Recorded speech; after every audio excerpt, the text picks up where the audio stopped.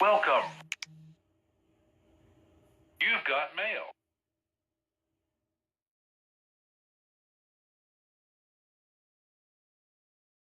Hello, everybody. Hello. Welcome. Welcome. Come on in and find your seats. It is great to be with you here on this Saturday evening.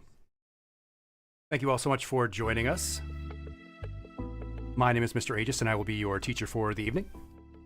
Tonight, we have a very special lesson, and I'm so glad that you are here with me to enjoy it and to learn from each other. Hello, Empress. Hello, Anomalisa Keys. Hello, Mona. Hello, Plum Tardigrade.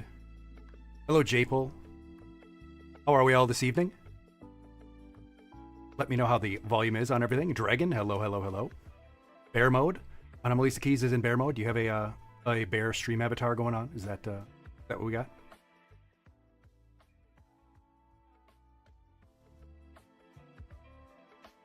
How are you?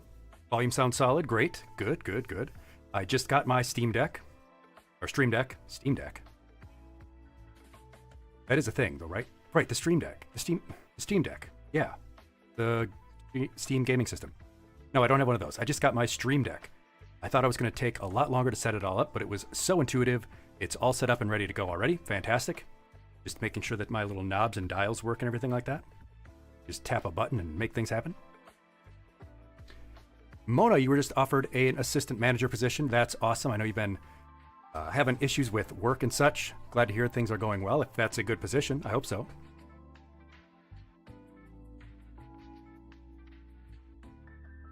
I hope you're having a great winter season. And I hope you learned a lot from our winter safety lesson and you're incorporating that into your health and wellness routine. Hello, Jenny. Yes, yes. Good morning, Cyrus. Cyrus Scalebreaker. Yes, good morning to you.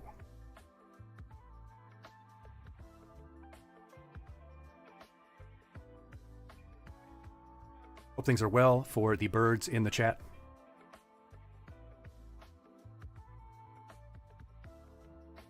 Updated some of our background music too. I hope that's all right. Oh, Mona, it's a $6 an hour raise. Comes with full-time hours too.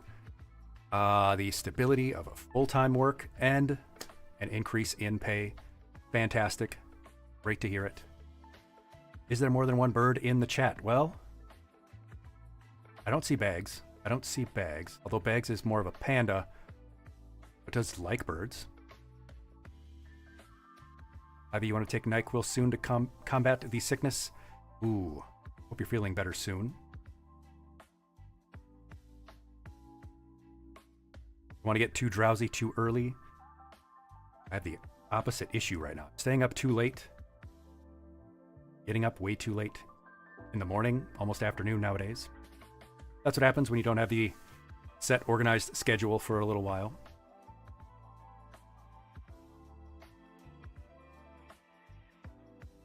Jabel, you're explaining Twitch to your mom and your oldest sister.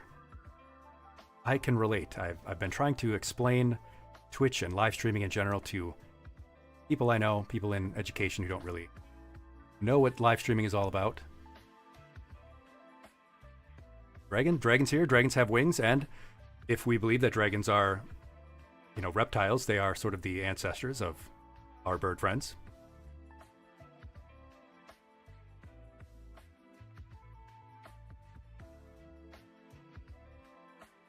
Large chickens. That's what they are. People are upset these days that now they think that dragons had feathers. I think the dragons with feathers look even cooler. I mean, not only did they look cooler, they also seem more badass. Dinosaurs with feathers? Oh, they like me, Jabel. Well, I mean, what's not to like, right? I'm amazing, I'm smart, wholesome and talented, and also very humble.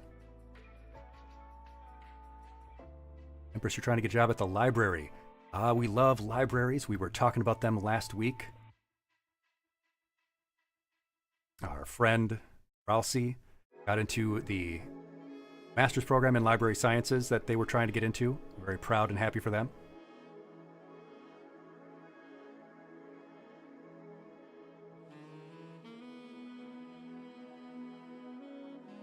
Hoping to get yourself a new gaming computer tower. Great to have ambitions. I would like to get a few upgrades for my system as well. Now that I've finally got my Stream Deck, got some other things I want to upgrade on. Oh, Plumshire grade. Oh gosh, I forgot already. I wrote them a recommendation too. It's in DC. It's in Washington DC. It's George Mason. That's not it. Is it?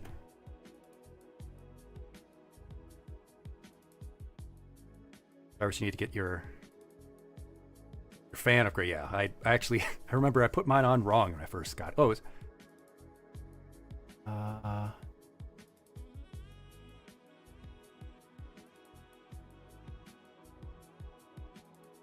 yeah, I'm sure there are a bunch in DC. I forgot, even though I was writing to them. My brain.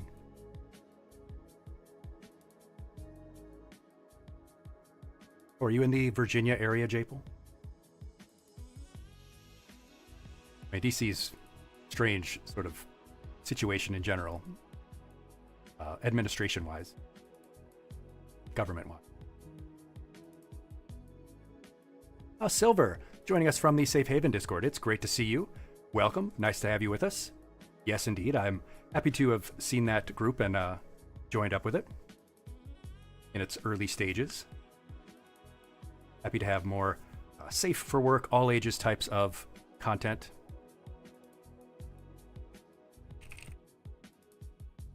Certainly what we try to do here.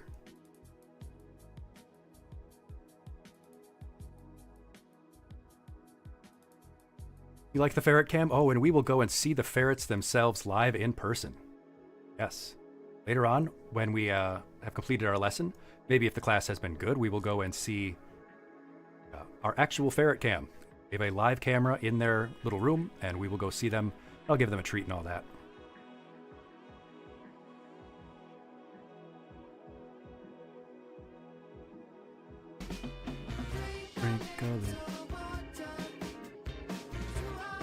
Yes, make sure you get some water. Ah, yes.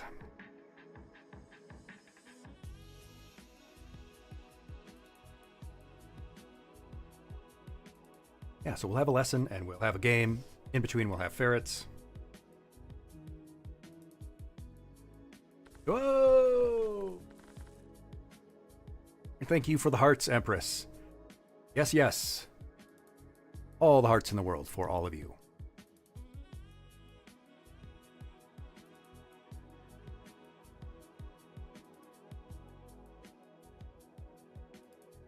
Yeah, I am thinking of some new redeems too.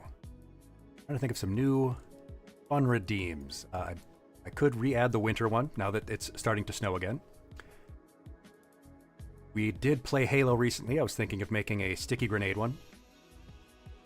But we are about to start Fallout New Vegas, so I'm sure we'll think of some things related to Fallout that we can put in. Regan, your aunt's a librarian. You need to do some secret Santa stuff. Well, there should be lots of cool stuff that a librarian would love. Although, they probably have all kinds of book-related stuff already.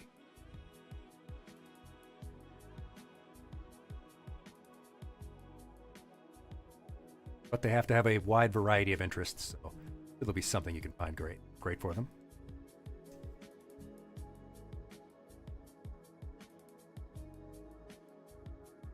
Tokyo Mew Mew, Japel says.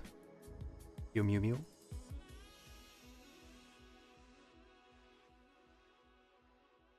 Yeah, give them some manga. Yeah, why not? Manga is a great way to introduce people to literature. She is well acquainted with it, but expanding our horizons. Said it before, but I got to take a manga class at university, and it was fantastic and enlightening. Enjoyed it a great deal.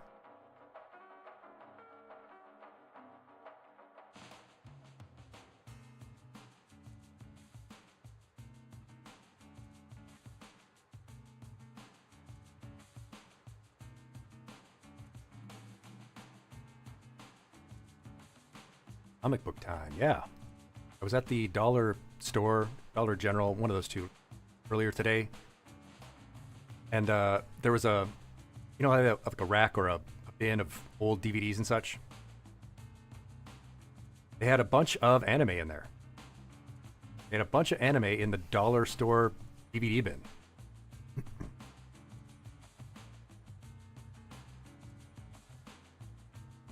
Is it that mainstream already that it's in the dollar store bins? Couldn't believe that.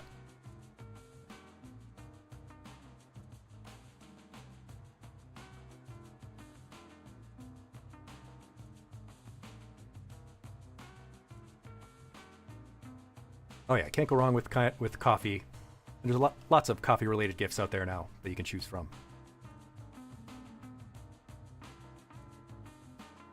The few streamers that I have time to watch, content creators that I generally have time to watch their videos, they like pocket coffee, little chocolate candies you can eat that are coffee flavored and give the caffeine buzz they're looking for. As long as you don't take too many, you listen to our caffeine lesson.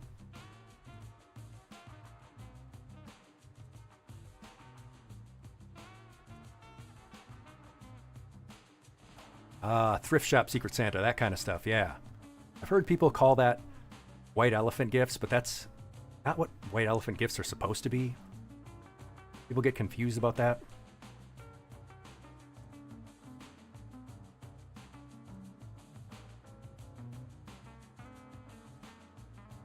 Oh, Ivy, yeah, Prince Valiant, that's a classic.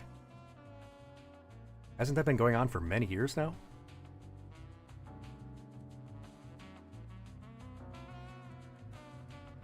From way back in the day when the Sunday comics in the West used to be something of real interest.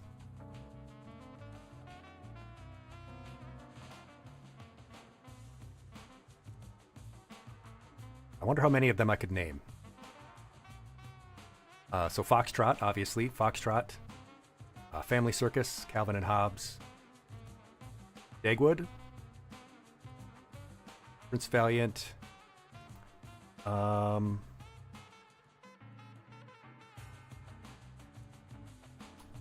some of the others. Kathy.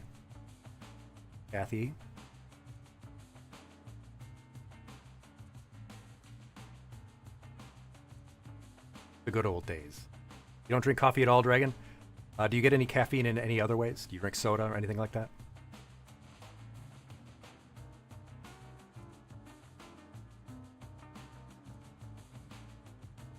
Oh, Anomalisa Keys, yeah, you were hanging out. That's awesome.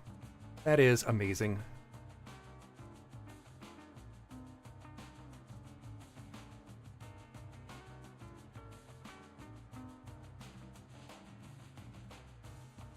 Well, why don't we get into the classroom and we'll get our lesson going, huh? I'm going to try with the Steam Deck here. Just use my...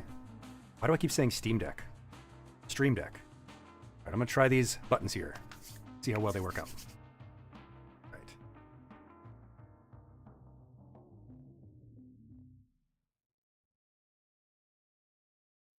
Hey, look.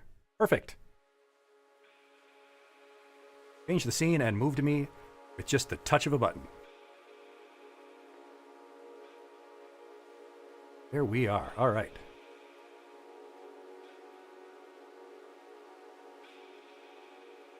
Magic. Ah.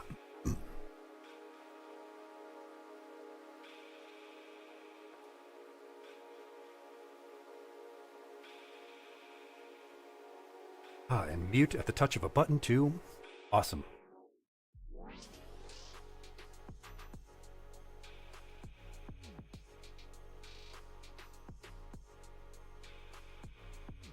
Yeah, we'll catch you back up on the lesson. Don't worry about it, Jake.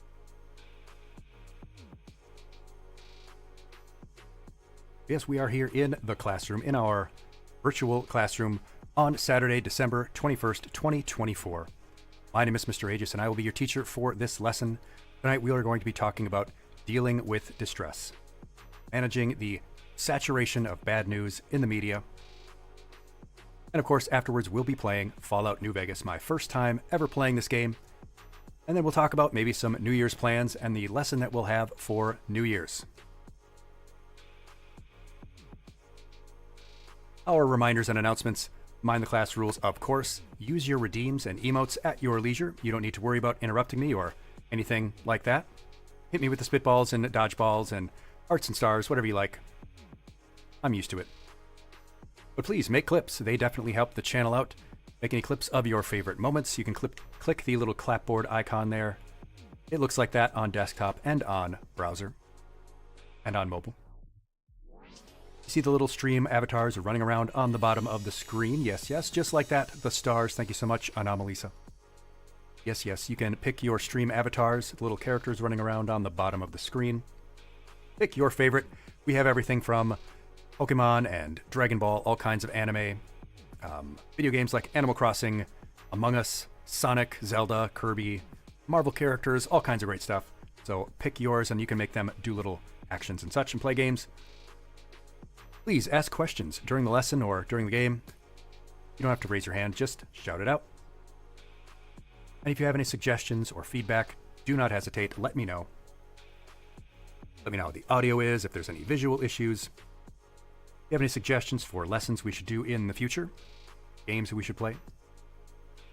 As for subs and donations, you owe me nothing. I don't ask for anything in return. You can definitely use your Prime sub if you want and spend those Bezos bucks. Click your little free Prime sub there. Doesn't cost you anything additional. I know with Twitch subs being as expensive as they are, I want you to take care of yourself first. Unless, of course, you're independently wealthy, in which case, send me all the money you want. Yes. Oh, the avatars, Plum Tardigrade. So if you are on desktop, you can scroll down a little bit and there will be a box for stream avatars. Or on mobile, you can just tap the screen and there will be a little application icon. And you can pick from any of the stream avatars that are in there.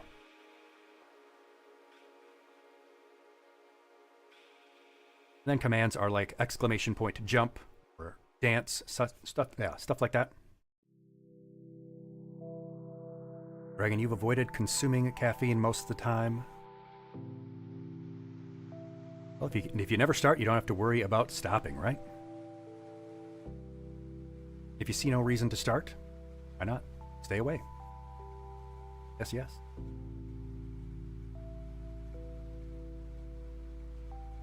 Yeah, right now, Plump Tardigrade, I see that you are, what is that, Mankey? I actually pick you up. I actually pick you up and move you around. That's a Rillaboom. I'm not familiar with that Pokemon, actually. I must be from one of the later generations, after my time as a kid.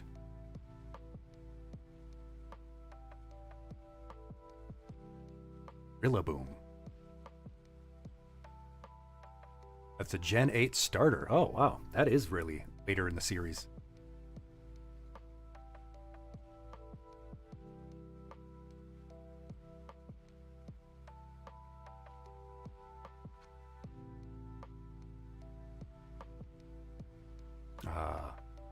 I will look into that.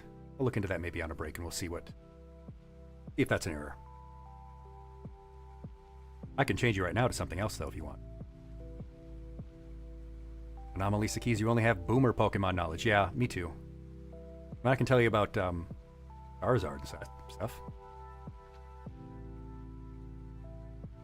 Yeah, Ivy is the resident Glaceon, but is currently in Vibrava mode. Oh, there's Plum Tardigrade is now a Flareon. A fantastic Pokemon. All the evolutions are fantastic. Jenny is the camel. Yes, Jenny's the Ankh camel. Yes. And our last little announcement before we continue. I am a part of the Knowledge Fellowship, fantastic educational streamer organization. So later on, I'll talk about that a little bit more and maybe point you to some other streamers that you might be interested in following, like Plum Tardigrade. If you do subscribe, of course, you get additional emotes. And of course, all the other usual subscriber privileges that come along with the Twitch subscriptions. Silver is an Abra. I used to love Abra as a kid. I loved the psychic Pokemon, the original ones, from when I wasn't allowed to play Pokemon as a kid, because it had like psychic and ghost stuff, and my family were like, no, that's bad stuff. Oh no, Abra's really cool.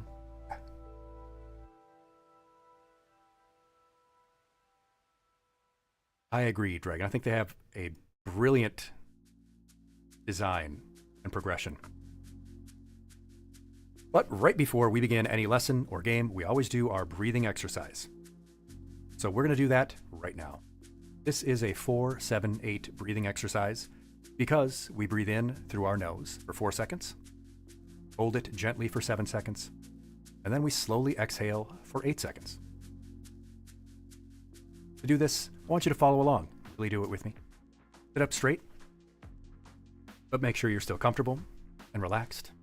Unclench your jaw and relax your shoulders. Roll your head around a little bit. Roll your shoulders back. If you're tall enough, put your feet flat on the ground. And then I want you to take one hand or paw or claw or talon or hoof, whatever it is that you have on the end of your limbs, and put it over your chest, right over your heart.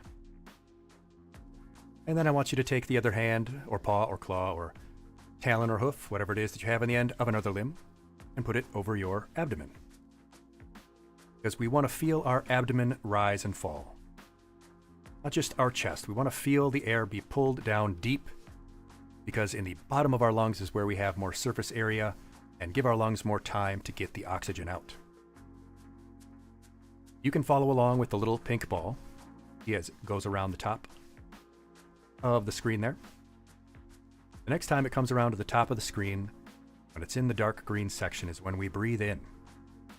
This white section is where we hold it, and in the light section is where we breathe out. So get yourself ready, because I want you to do this with me. Just 3 deep breaths, that's all I ask. All right, here we go. Ready? And breathe in. And hold it.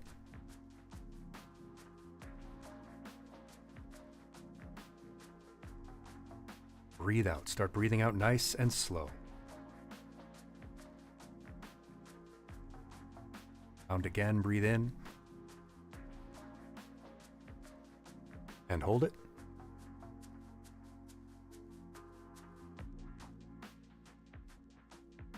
Breathe out slowly, completely empty your lungs. Let it all out. Count again, breathe in. And hold it.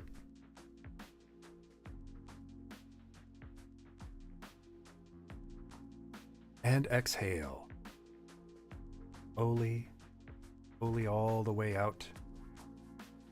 And we're done. That's it. That takes just 60 seconds. 3 deep breaths in 1 minute. Normally we breathe 2, 3 times, maybe even 4 times faster than that. Because in the modern world, we breathe very rapid and very shallow. And this leaves us physically more likely to experience stress and anxiety. Leaves us more susceptible. Our brains are constantly seeking more oxygen and just not getting it. You can do a simple exercise like this anytime that you're feeling stressed or anxious. It's great right before bed and right away in the morning. And it's just that important. Give yourself some good breathing practice. That is why I do it before every lesson, before every stream. That is my pet issue. Get people to breathe slower and more deeply. It will have a tangible, physical effect on your health and well-being. The 2 lessons that we reference most are breathing and sleeping. because they are two of the most fundamentally important to your both physical and mental well-being. Are some of the simplest ways that you can make yourself feel better. So thank you for following along on our breathing exercise. Yes, yes. Oh, there is one more thing. We need to discuss our class behavior chart. Yes, yes. We have updated it and upgraded it, and I have made some changes. Our class behavior chart is a self-assessment. In this self-assessment, you, as the viewer, as the student, tell me how you feel you have been doing lately. I put your name on a clip, just like back in grade school, and I put it where you think you have been during the stream or during the last week, whatever you feel like.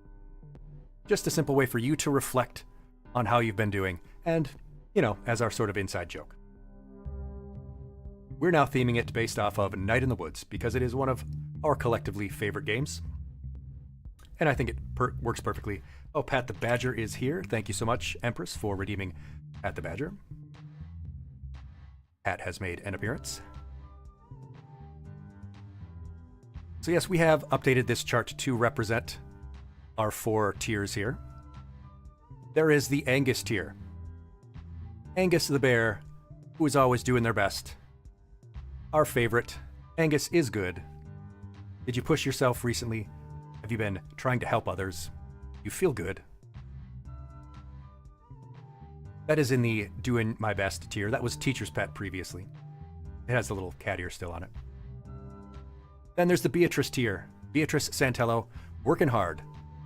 Getting done what she needs to get done. Doing all right. Feeling all right. Beatrice is cool.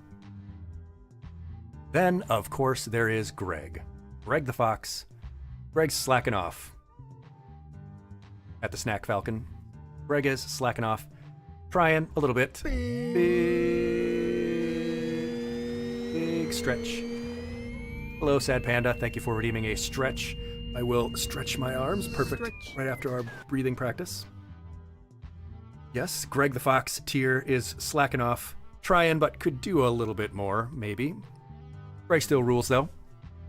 And of course, at the very bottom is May Borowski, our cat crime trash mammal. The Bad Noodle.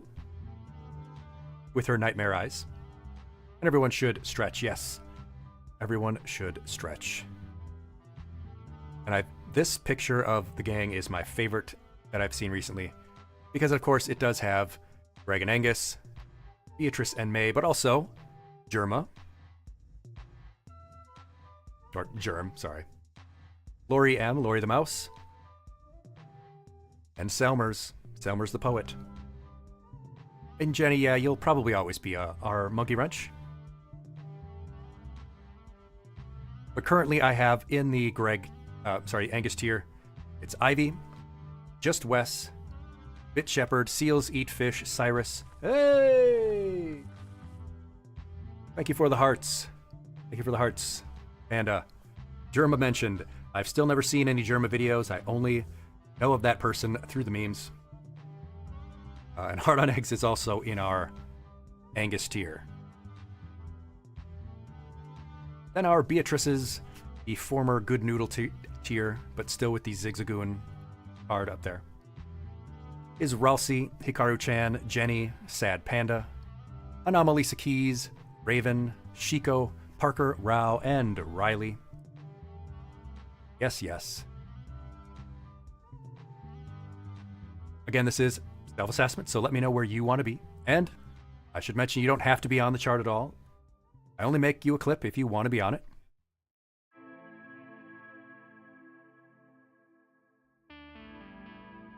Then, of course, in the Greg tier, currently Punished Bags, Aurora the Princess and Salvatore. Oh, there's more. Wait, bug. There's a bug. Oh, wait a minute. Holy shit, there's a small enemy spider.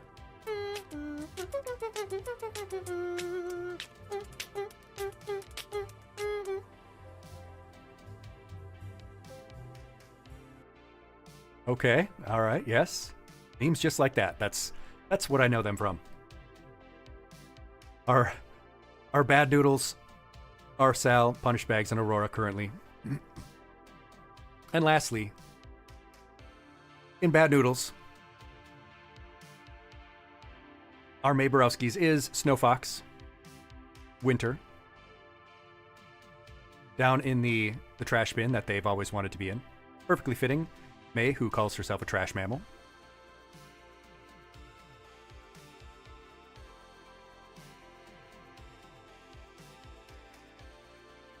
So that's our new chart. I hope that hope you like the new chart, or if you have ideas for updates, there's space on them. Obviously, I can put more stuff on there if you want. Stickers and cards and such. I can always put some more stuff on the chart.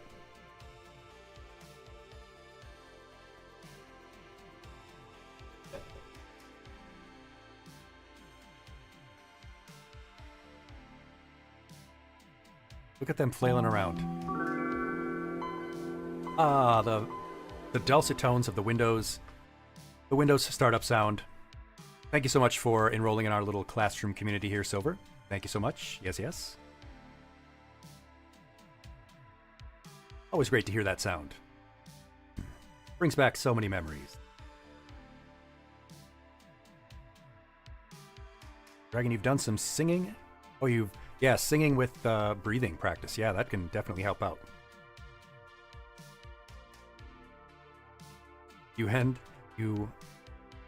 And starting to hold a second or two early. The eternal Beatrice. Her smooth moves. I just dance like Angus. Sort of bopping a little bit. That's about all I got for dancing.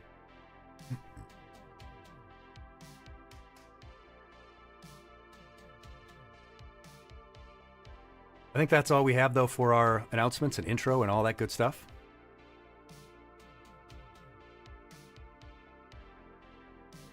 So let's get into it. Let's get into our lesson for today.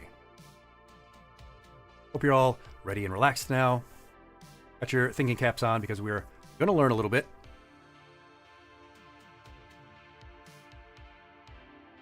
Because today's lesson is dealing with distress. Coping with the constant barrage of mad news in the media, in the world today. Dragon, could you be put under Angus? Yes. Yes, I will get you a clip. Maybe at our next break, and you'll be on there soon. Alright, so first, we need to identify what the problem is that we're going to be talking about. And it is the fact that bad things happen. And that there are billions and billions of people in the world. And so that adds up to a whole lot of very bad things happening. And it's more than we can deal with. We're going to discuss the size and scope of this issue,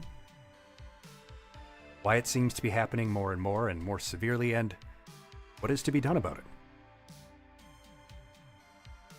First things first, though, what about you? What is your experience with this issue? What has it been like for you in the modern news cycle age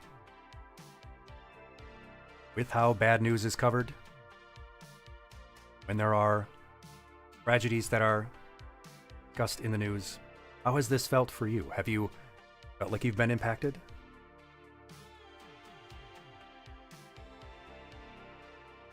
It impacted your media habits? Give you a little bit of time to think about that.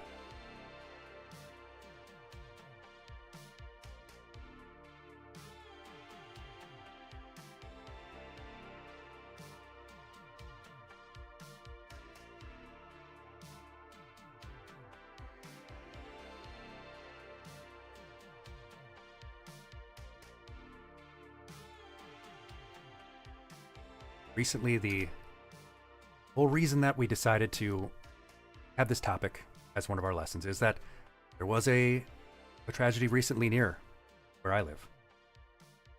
Very near this school that I was teaching at this semester. And I knew there was going to be a lot of heavy news coverage and that it was going to make the community have to deal with that.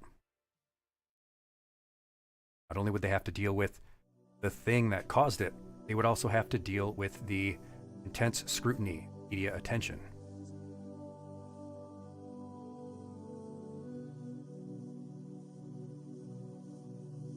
Yes, Empress, it does seem like it's every day, all the time, right? Online and off, yes.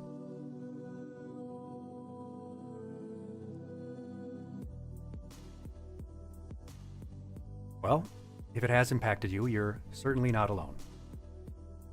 Over 50% of people say that they feel stressed every day. This causes them to stress every day of the week. Over 54% of those people say that the news is one of the major stressors in their lives. And yet, almost all of them say that they still want to stay informed. That the news causes them a great deal of distress, but they still want to consume it.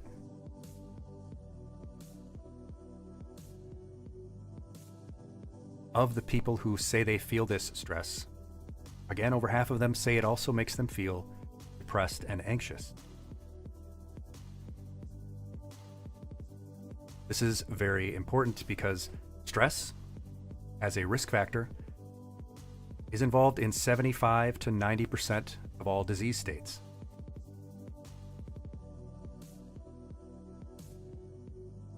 Impacts our sleep, impacts our nutrition, and these three combined make it relevant to virtually everything that might happen to your physical and mental health and well-being. It says that the news feels kind of unnecessary sometimes. I agree. I think it feels very redundant. Melissa, you say it can be frustrating. Friends groups seem to compound bad news that affects you. Yes.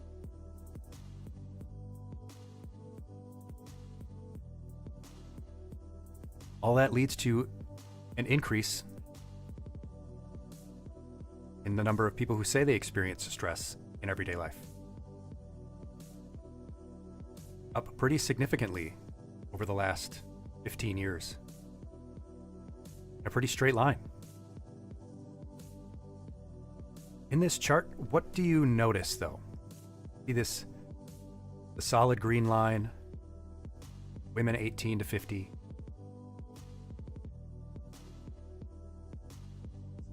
The light blue line is men 18 to 50. The dark blue line, women 50 plus. And the dashed red line, men 50 plus. Notice some trends there, though. Notice that while they're all on their way up, they also started second increase since 2017. Ivy notes up with the rise of social media. Now, there wasn't any polling of this in 2019, so it may have been flat until then, or it went up. But we can probably make some assumptions about COVID-19 being involved in that as well.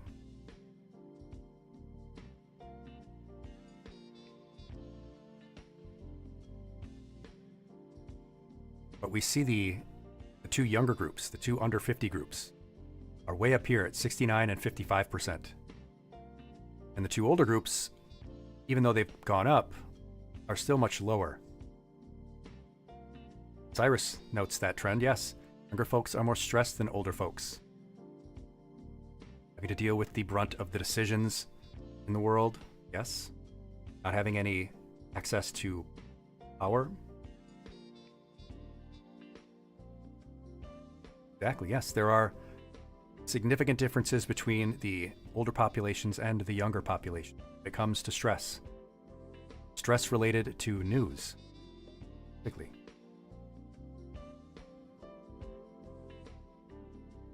We'll talk a little bit more about why down the road here. since we're already talking about it, yes, go into it. What are the issues and events specifically related to, the news? What has been happening in the news that might be the cause of such a big increase in younger people's stress?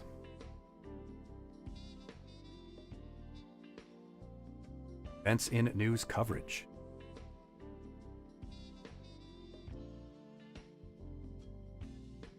Teasing us from both ends, Utopia Tree says.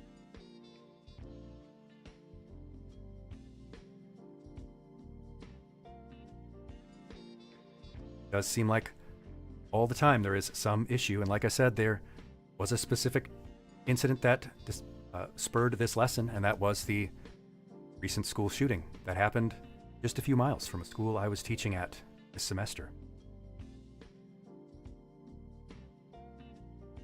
It felt like I couldn't go a week without hearing about such a case, and then to have one happen so close.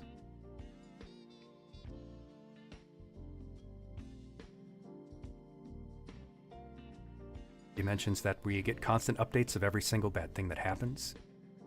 Virus that bad news gets the most attention.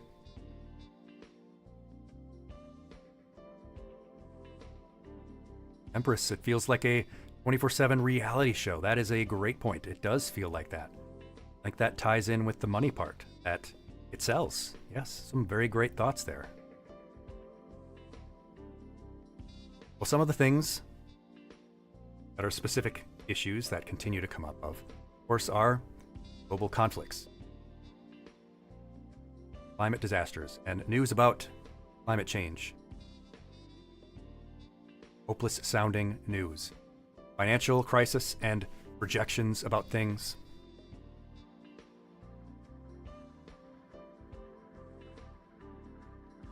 Anomaly Sakis, elections, violence, yes, are them up there.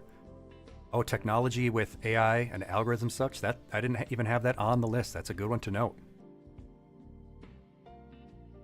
Penny, you're racked by worries about responsibilities during the weekend, and during the week, don't feel the motivation to do it.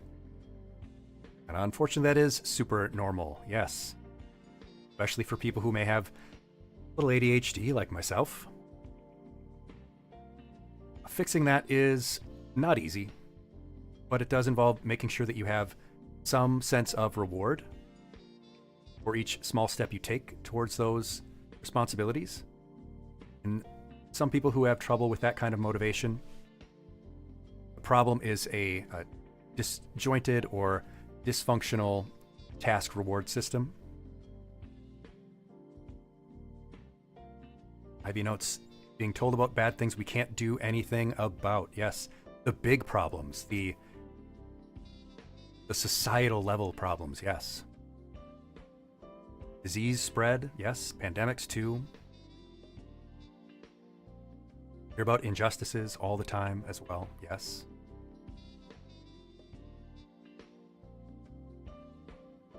Another good point, Anomalisa, yes. I didn't think about that specifically, but yes, people with ADHD already, the constant news bombardment, it plays right into the challenges they face. So we have to ask, is this new? There's always been these bad things that we're talking about. Is it worse now? Think. In your opinion, no right or wrong answer.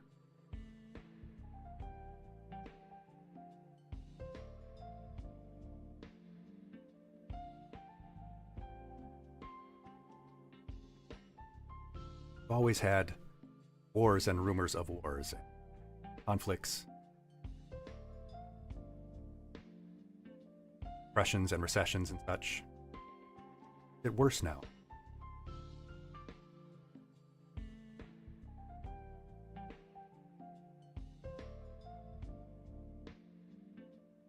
Consensus seems to be something's better, something's worse. A war never changes. War has changed situation. I would say so, yes. Maybe it's different, not necessarily better or worse. Maybe it just feels worse. Perhaps. Maybe it feels like the issues are accelerated. One thing that I note is that it may feel like there are higher stakes. Like we're so interconnected that every issue seems to tie into each other. It seems like everything going on has global, permanent stakes. Like we're always getting past the point of no return, something. If that makes sense. Hard to tune out, yes. Cyrus, I think that's a good point too, that feels like some of the gains we've made, the progress we have made, it's very frustrating to see things sort of slide back, lose what we've gained. I think as a side note, that's a reason why it's very important to see that history is not a straight line, that progress is not a straight line, that we can't rest on our laurels. We do have to be aware of the fact that things can change.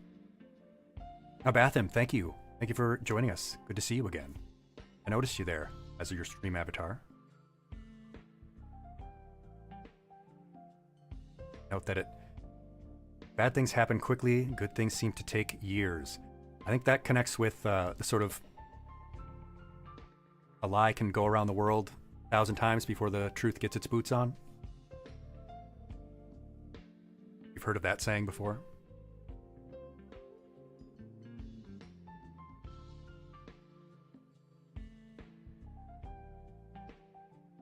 The obvious issues, of course, are the instant news we've been talking about already. Social media. Seeing it all the time, instantly, right? I think another point that maybe isn't talked about as much is that we have historical context. We are a more educated population, right? We know more. In a way, though, that can feel... how do I put it?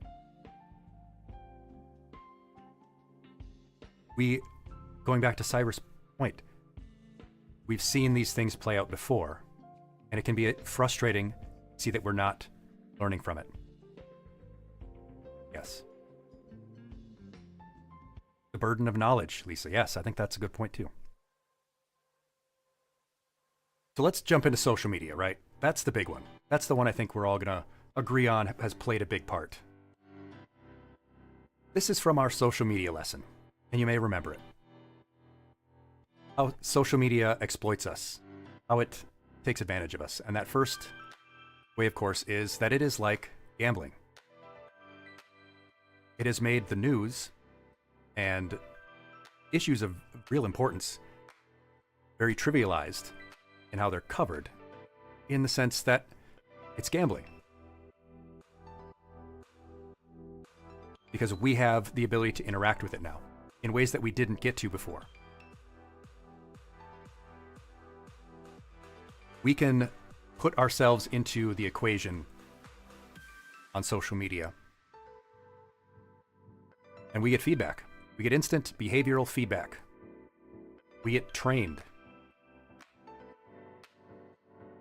Variable and measurable feedback. All of the likes and comments, descriptions, quote tweets, retweets, new followers. We get a visual, and we get a number on our behavior. Teaches us how we should engage, how we should behave in order to get those little bursts of dopamine that we get from seeing those things pop up. And it exploits that brain task reward system that we've already mentioned. Specifically when it comes to the news and social media exploits our desire for a place, our desire to be validated socially. We want our opinions and our thoughts on everything to be validated, to be recognized, to be seen and heard. And we get that in social media. It encourages us to engage, but not necessarily in a way that helps. Now, we crave belonging, and so we want to be a part of what's happening.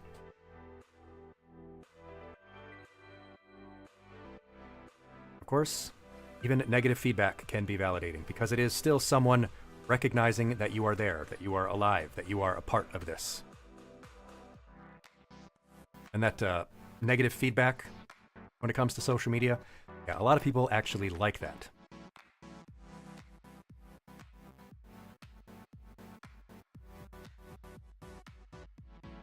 Unfortunately, a lot of that negative feedback isn't even real, right? It's bots now.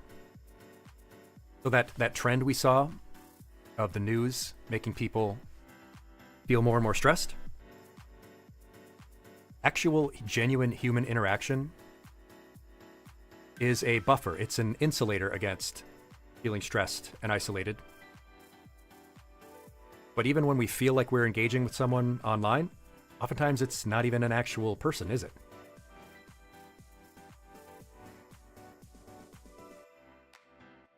But that's good for the people who run that mythological algorithm that wants to keep us hooked. Good or bad, making all of the content that we see tailored and engaging for us. And like it says there, exploiting our desire to be relevant. Even if that feedback is negative, even if that stuff we're seeing is terrible, hateful, awful, mean, it's still hooking us because it is still engaging, even in a negative way, right? Because we're wired for bad news.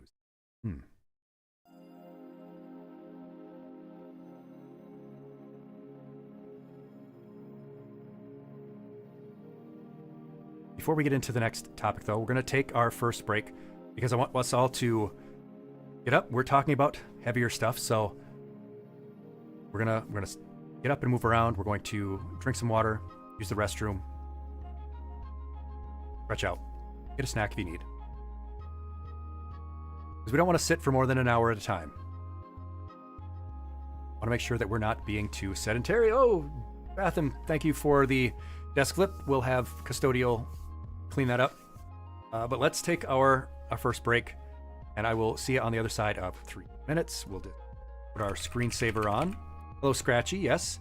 We'll see you all on the other side of our little break. Make sure to hydrate, get a drink, use the restroom, and wash your hands. 1 in 3 people don't wash their hands when they use the restroom. All right, we'll see you on the other side of 3 minutes.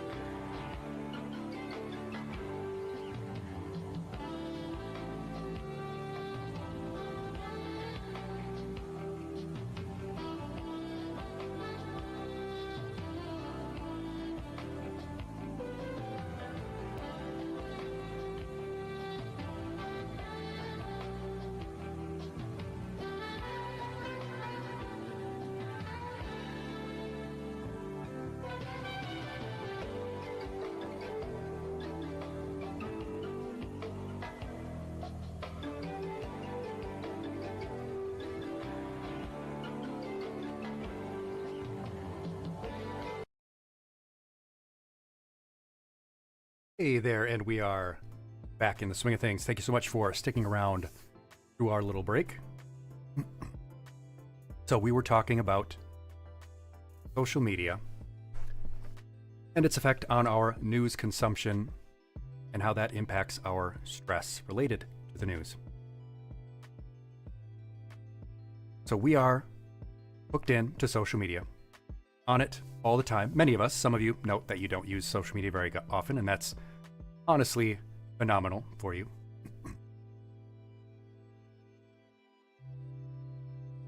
But for those of us, many of us who use social media a lot, the question I always have to ask is it normal for us to be that hooked into the news of the day all the time? Or are these behaviors that are used to keep us using their product exposing us to the news in ways and volumes that are not healthy, and having us engage with that news in ways that are not healthy?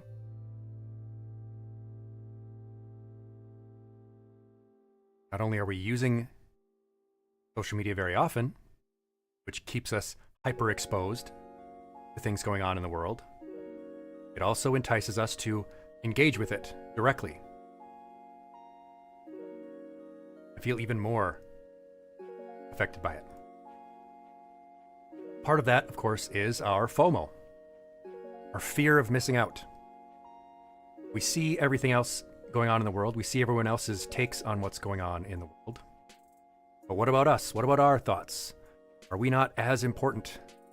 And so we feel the need to put our thoughts and opinions out there as well. Exploits our desire to see and be seen, our desire to be relevant. Reagan, you don't use social media very often. Like mostly to hobby stuff on Reddit. Good.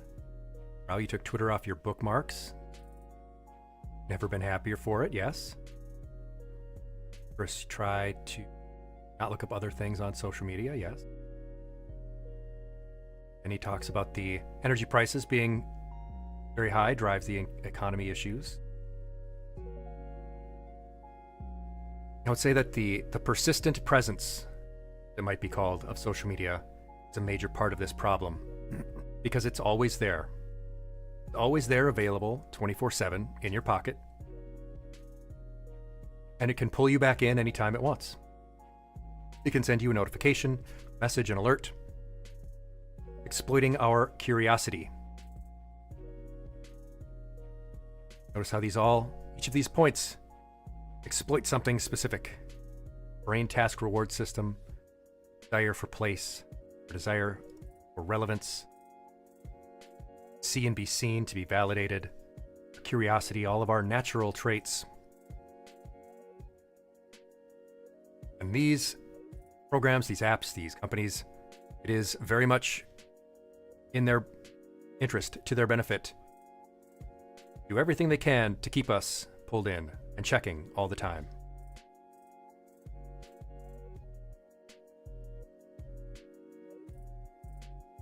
A great tweet that I think about all the time.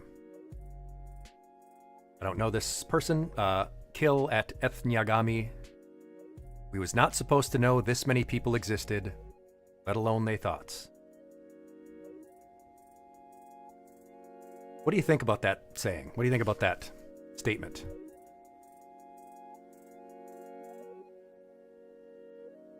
The idea that we weren't supposed to know this many people's ideas and thoughts and opinions all the time. Maybe not even conceive of this many people being around in the world.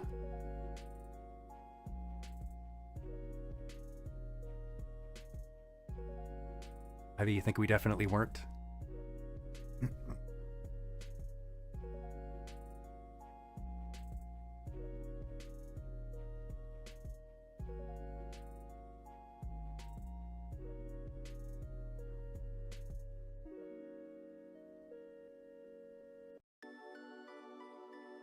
And you think we need to cope with tribes this large? I think that's interesting. Yeah, we're really not used to, as individuals or as groups, thinking this big, this macro at scale.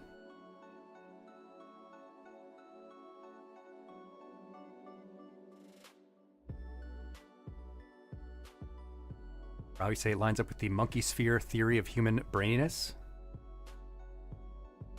Can't say I'm familiar with that one.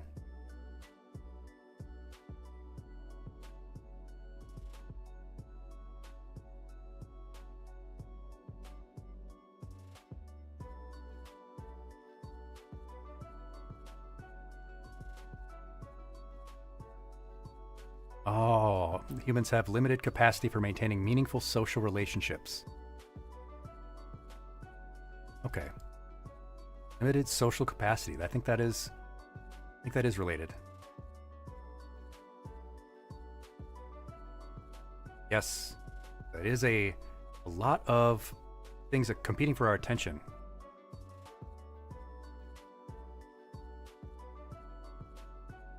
And as was mentioned earlier by Cyrus, I believe, you might call it anti-social media because bad news equals money.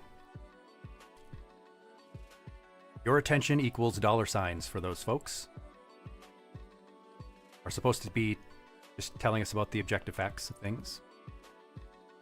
It does equal money. Our brains are wired a bit to focus on bad news. But in the sense that we want to anticipate issues, we want to be aware of danger. When things are going good, when things are going normal, there's nothing really different for us to think about. Everything is smooth sailing, everything is nominal. There's a problem or an issue, some bad news. The brain thinks about that more in a more concentrated way, focuses on it. Normally we can filter this.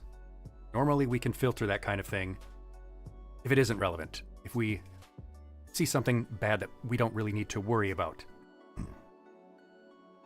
But this filter can be overwhelmed, and once it is, the floodgates have opened.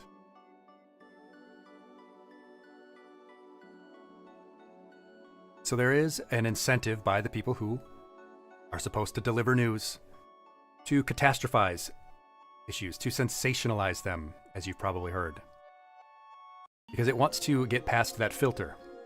It needs to make things seem as big and troubling and bad as possible to get past the filter that we are supposed to have. Because they know that once they do, it's a pretty reliable source of our attention.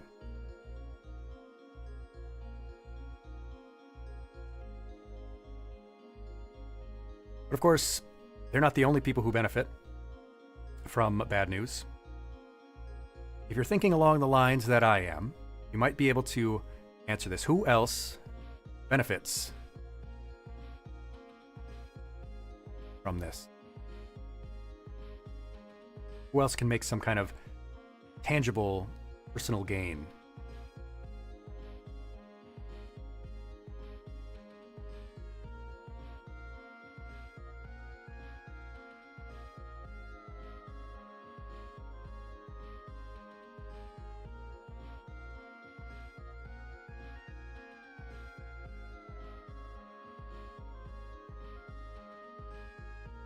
Again, you note that people have their in-group and struggle to empathize with people in the out-group. Internet increases the amount of people you know about who are in the out-group. Very interesting observation. Can make our in-group, seem smaller and more vulnerable, perhaps. Empress says bad people or drama people. Ivy notes social media sites that get ad revenue. Very true. Grifters, scammers, content farmers, and engagement trolls, they all definitely benefit from this fact. Rage bait.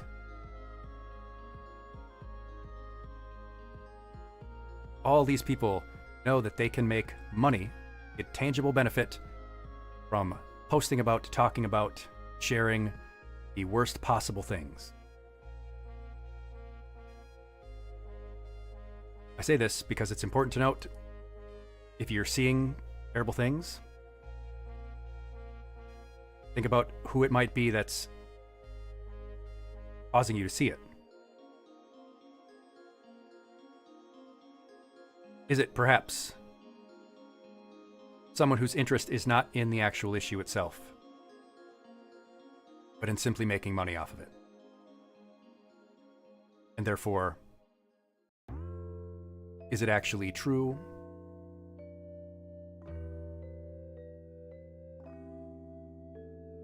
Perhaps not.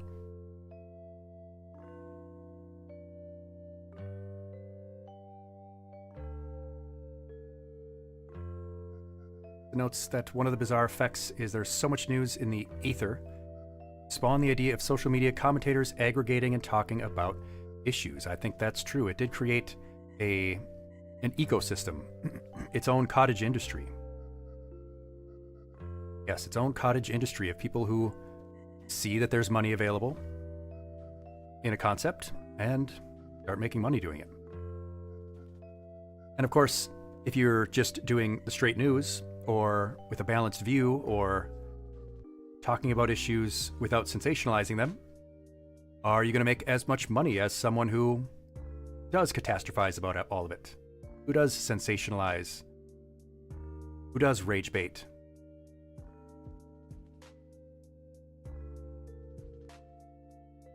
That ties into, of course, the fact that we are, like I said, wired a bit for bad news. They know that the bad news is going to get them more money. Well, Empress, if they are out there to stir drama, yes. News doesn't have to be, political to be about, or doesn't have to be political or about those kinds of current issues to still be in that vein. Personal or cultural conflict, interpersonal conflict is, I think, just as much of a sense of a source of stress for many of us. Stirring the pot about issues you care about, say in a fandom.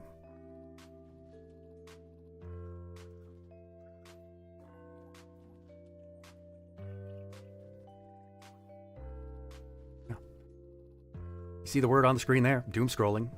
You've heard it. Probably know it well. All that leads to us continually checking, continually looking for more and more. Maybe in the vain hope that we'll scroll upon something that is positive or good. Or at least see someone say something that we like about all the bad news.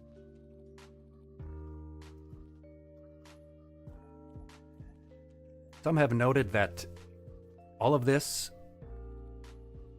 big weight of all the very severe and serious issues that go on in the world, it can make our own problems, our own troubles, feel even worse.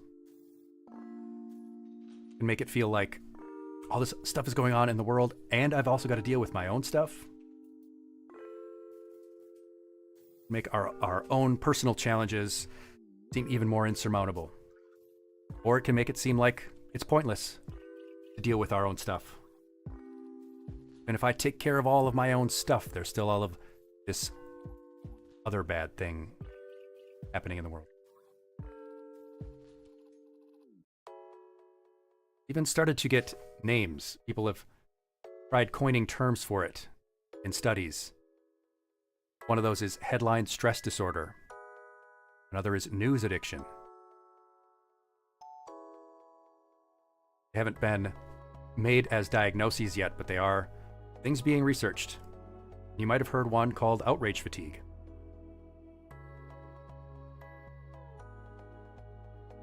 News brain, Ivy, yeah. Outrage fatigue. We see all of these upsetting things, distressing things in the world, and we are outraged about it. We're outraged about an injustice. And then 2 days later, another justice happens. Another bad thing happens in the world. We run out of energy to even be angry about it. I think it isn't just that it is a lot of bad news, it's that it's about every type of issue.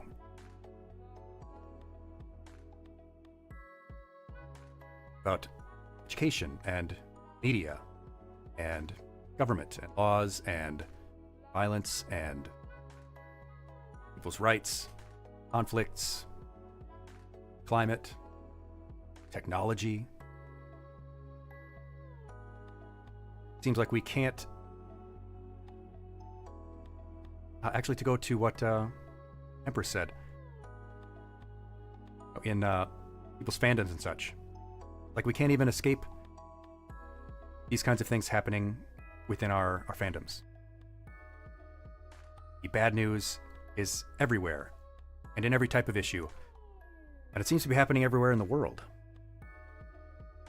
This multi-vector attack, the fact that it's happening from so many different angles, it's hitting us from so many different angles, I think it's a big part of why it overwhelms us so easily.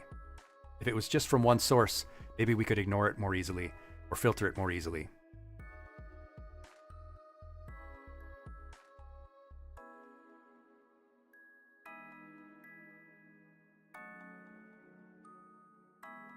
Happening 24/7.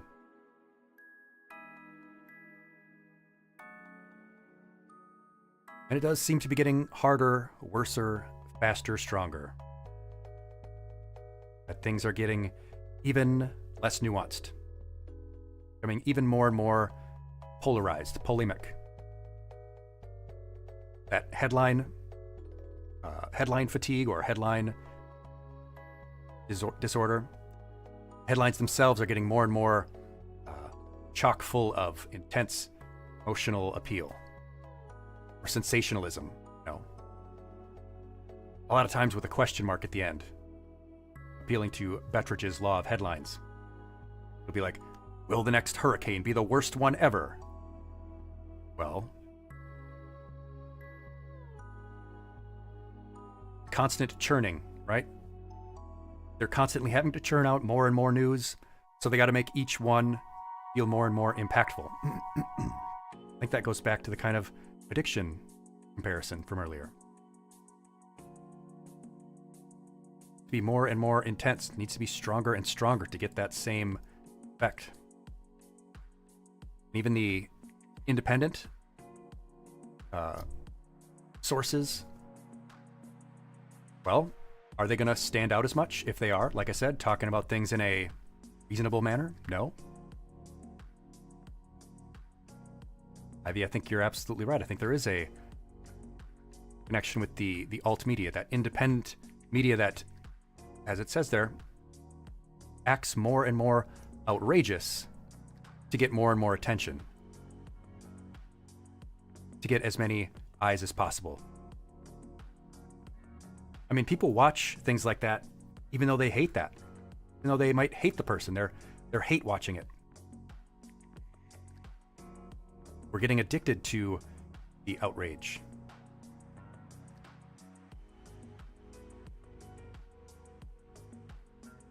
I want you to hold on to that thought, Lisa. We're going to touch on that pretty strongly here. You got it right. All of the above, all the things we've been talking about, have these pretty significant psychological effects that we'll name them. We want to name them, we want to identify them, so we can work on them. Fatigue, right? We feel more physically and mentally tired because so much of our mental attention is focused on these things, which also means we don't have as much time for fun things that we like or good things that might help. Irritability is pretty common. It makes us cynical, more easily set off. Of course, anxiety and depression, as noted. Heavy social media use is strongly associated with increased anxiety and depression. An executive dysfunction, which in short is it's harder to make decisions, to take actions.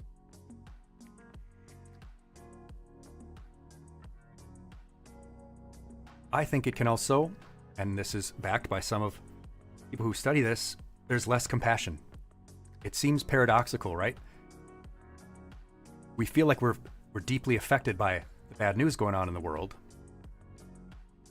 And it makes us feel like, well, we must be very empathic. We must be very sympathetic for others. It must be that we have a lot of compassion for the things that are going on in the world.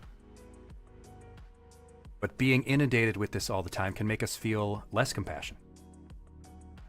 Something bad happens and we feel like that's terrible, but it's happening every day. It happens to everyone. Or something bad happens and, well, it happened to people that I don't like. It happened to people who I feel deserve it.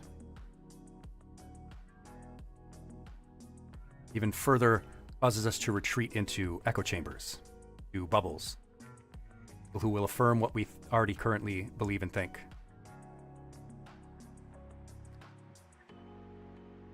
That just makes us more and more withdrawn and isolated,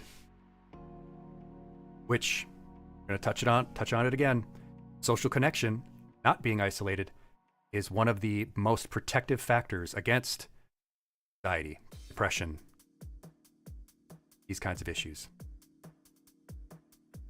I think you're right, Nomi, yes.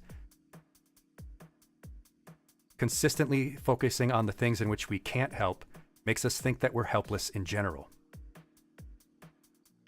Just because we can't do something about a particular issue or about the broad issue doesn't mean we can't help others or help ourselves in other ways.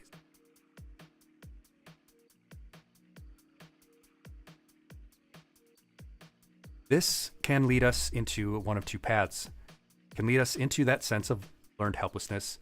For some people who may be consumed by the issues or set on one group of people, can lead to violence.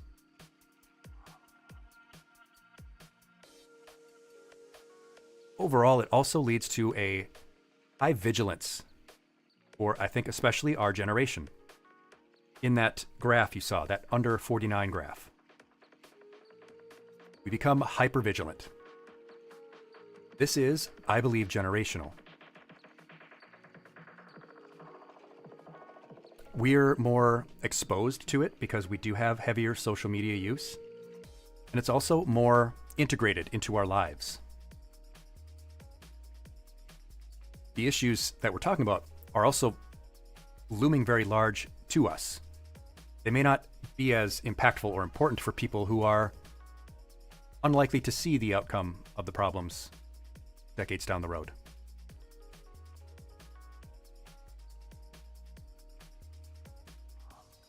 And of course, many times things become personal because many of us are part of groups, are part of demographics, are LGBT, are neurodivergent, are members of racial or ethnic minorities, and these are very big personal issues to us. They deeply personally affect us. And then there's proximity. Things are happening closer and closer to home.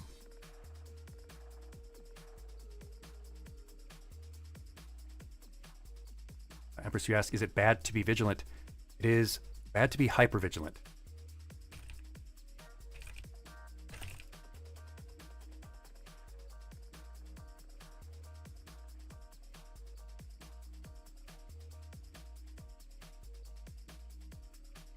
I think with that proximity, things that used to happen, far away, things that used to happen in places that we would say, well, yeah, it happens there. It couldn't happen here. More and more of that is happening closer and closer to home. It does feel like there's greater proximity to problems. Like, as I said earlier, incident of tragic violence very close to me, in a place that is a very nice neighborhood, more well-to-do, higher income, people who thought it could never happen there. As Ralph states, there's no difference between here and there. Like, this particular image is one that sticks in my brain. Climate change will manifest as a series of disasters viewed through phones that gets closer and closer to where you live till you're the one filming it.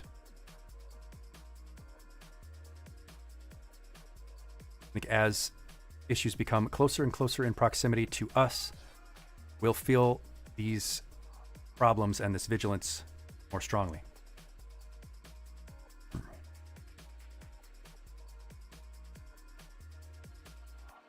And one last point before I move from this.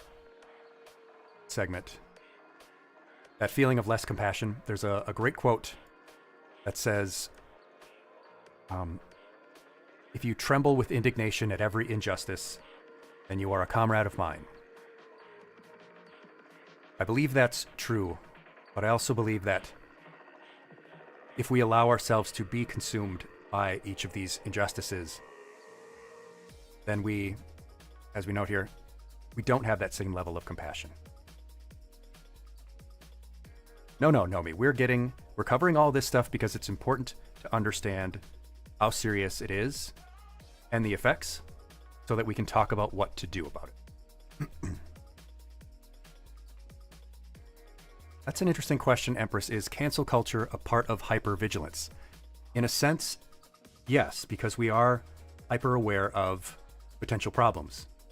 And as we've been talking about, we are somewhat wired for bad news. We want to be aware of threats and problems, so the brain is preferentially looking at bad news. That might be true.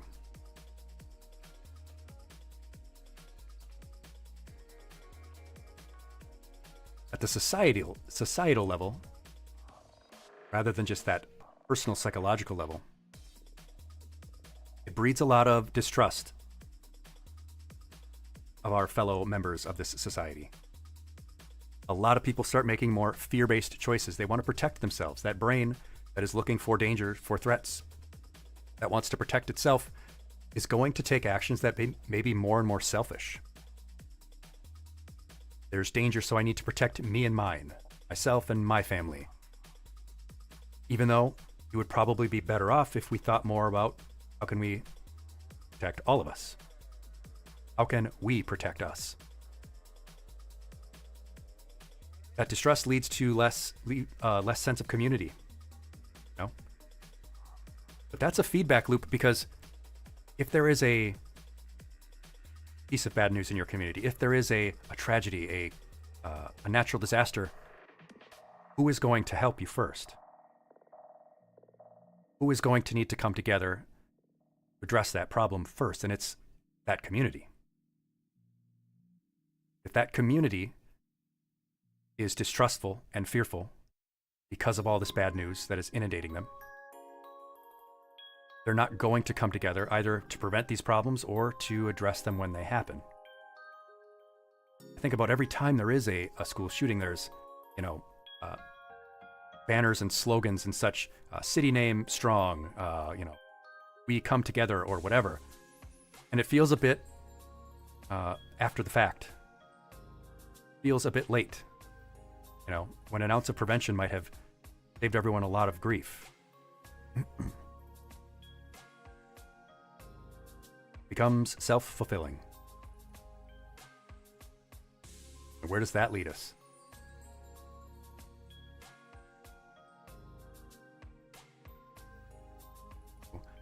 Less of that protective effect of social connection.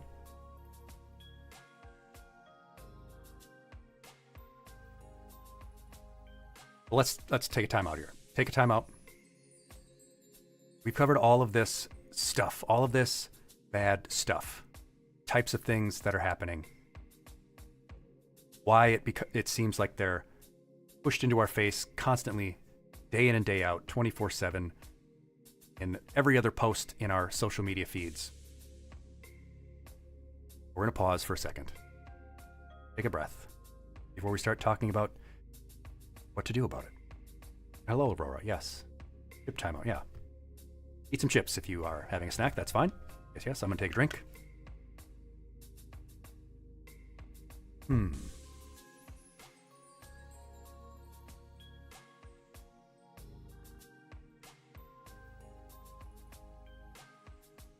In and out.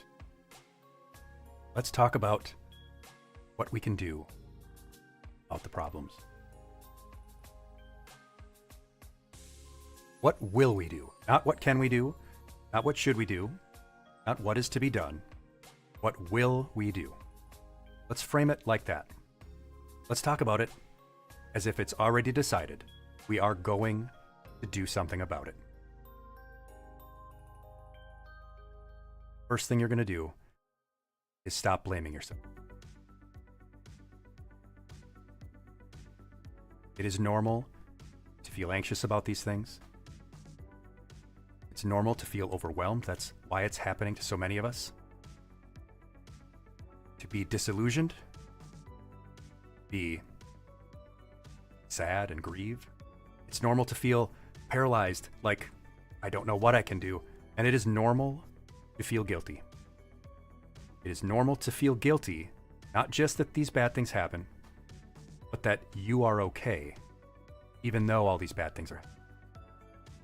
It is normal to feel guilty that you're taking care of yourself, even as bad things are happening in the world. Normal to feel guilty. It is important not to blame yourself, so that we can move forward, discuss what we can do to help.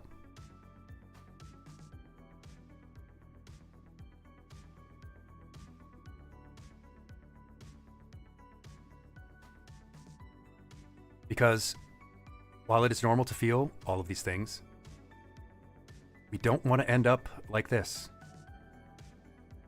We don't want to end up either in bystander effect or in just documenting the things that are happening.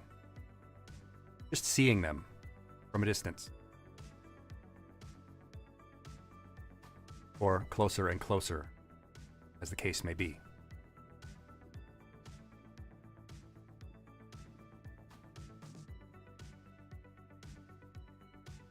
We're going to do a little triage first. The first thing to do, like if you remember from our winter safety lesson, if a person is experiencing, say, hypothermia, what's the first step? What's the first step to helping someone who is experiencing a cold weather injury, hypothermia, for example?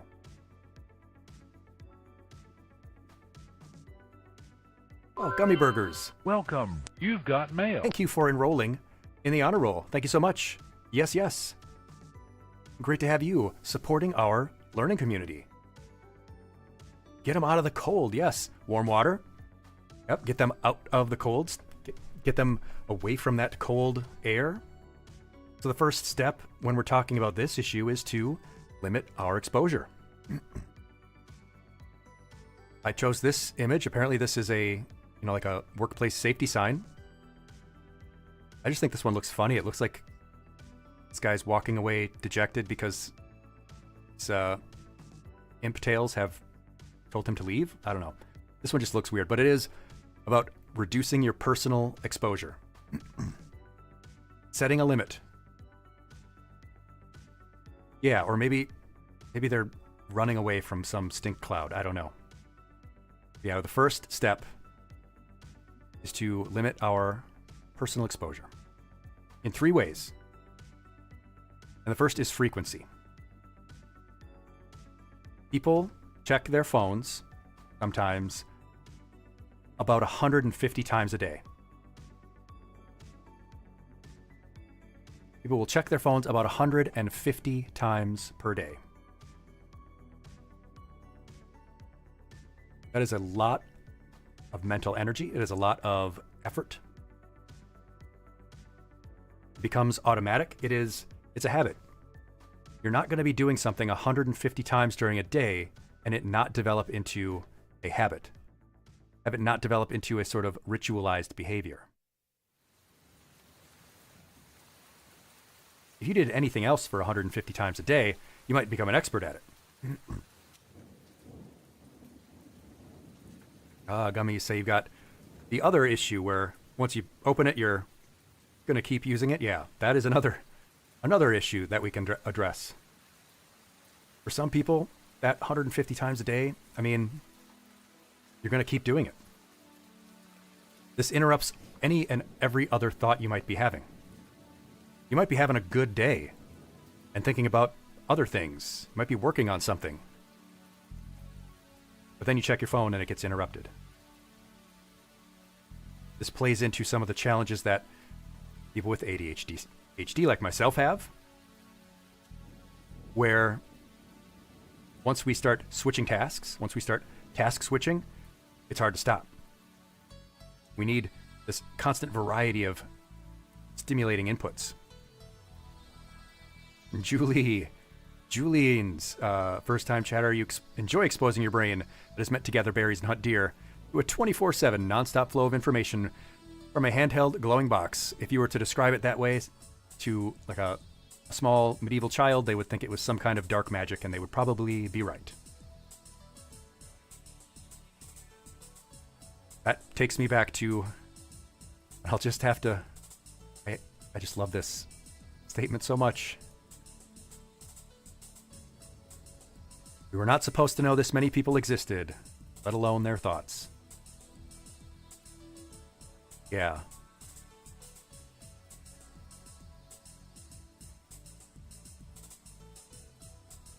Lisa, you say hanging with Ivy helped your phone usage a bit? Yeah. Social connection, social interaction. Focus less on bad stuff. Yeah. If we're caught up in the ritual of constantly checking our phone, which almost always has bad stuff in it. Everest, does that work for people with autism as well? The issues can overlap a great deal. the need for different types of stimulation, the task switching.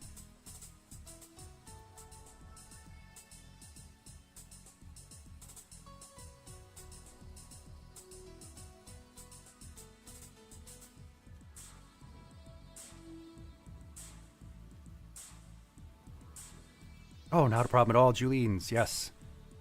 There are so many different ways. Yes. I mean, we have the sum of nearly all human knowledge at our fingertips. So we should, of course, use it to monitor the every deranged thought of the worst people in the world, right? Oh, you saw me on YouTube. Well, I'm glad you saw me there. I haven't been focusing a lot on YouTube. I saw a bunch of people I know get their channels banned out of nowhere because of like auto reporting. I'm like, oh God, again. But that's just more bad news, right? For me to be exposed to. Yes, welcome back, J-Pole. Yeah, we're constantly interrupting any potential good thoughts we're having, any, work we might be doing that's good, fun we might be having with this nightmare rectangle.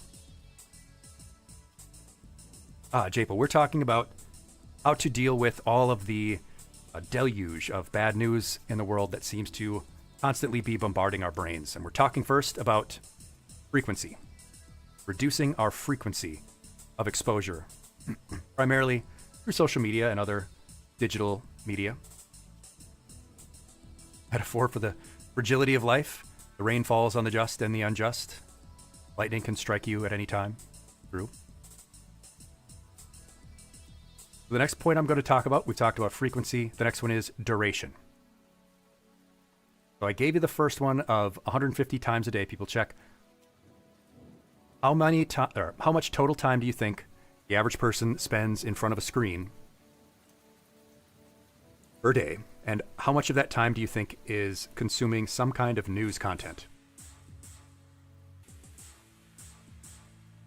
A great question, Gummy. How can we possibly balance maintaining knowledge safety while limiting exposure to negativity? I don't know if we really can. I think what we can do is limit ourselves to reasonable amounts in general, and then increase our resiliency to the negative content, which is exactly what we're going to do.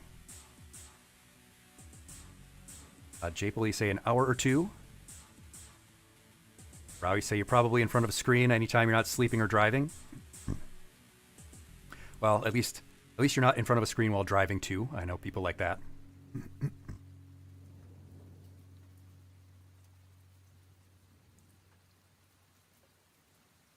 How many hours a day do you think the typical person spends in front of a screen?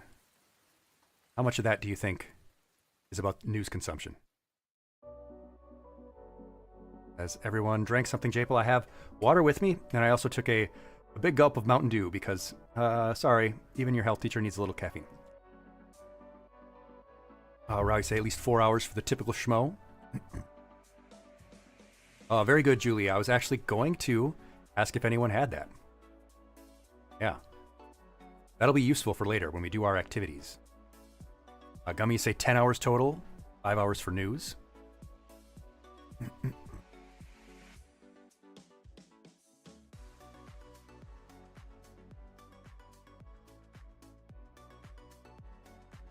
Got a nice happier song going too. I'm glad this came up. From one of our favorite games, Ori and the Blind Forest. Although, it has kind of a sad ending. I mean, a bittersweet ending. Still, gorgeous game. Beautiful game. So the average person spends about 7.5 hours a day in front of a screen. And 15 years ago, spent about 75 minutes a day on news consumption.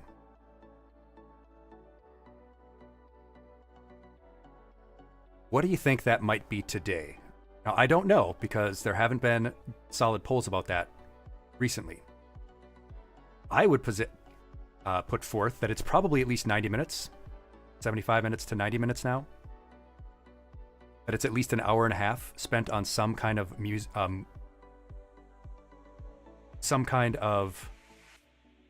consumption, happenings in the world. You've been on for 5 hours, 4 of which spent on YouTube.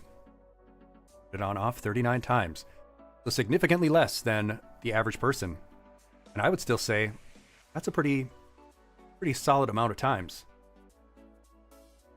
Not that mine is better. It's probably worse. Mine is probably significantly worse. Japel notes, school makes children use screens more than they would at home.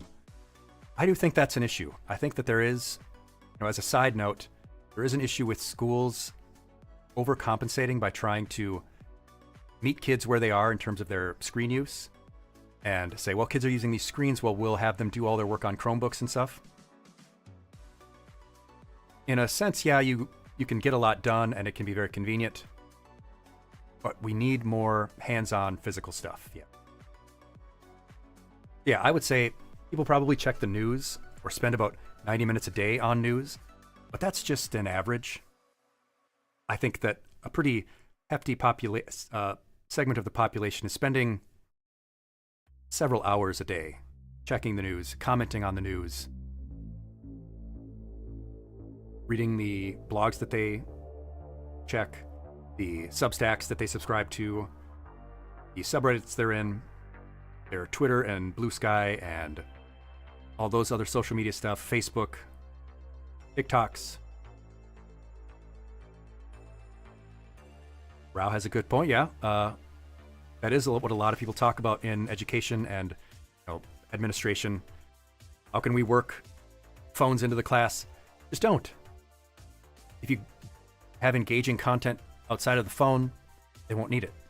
Yeah.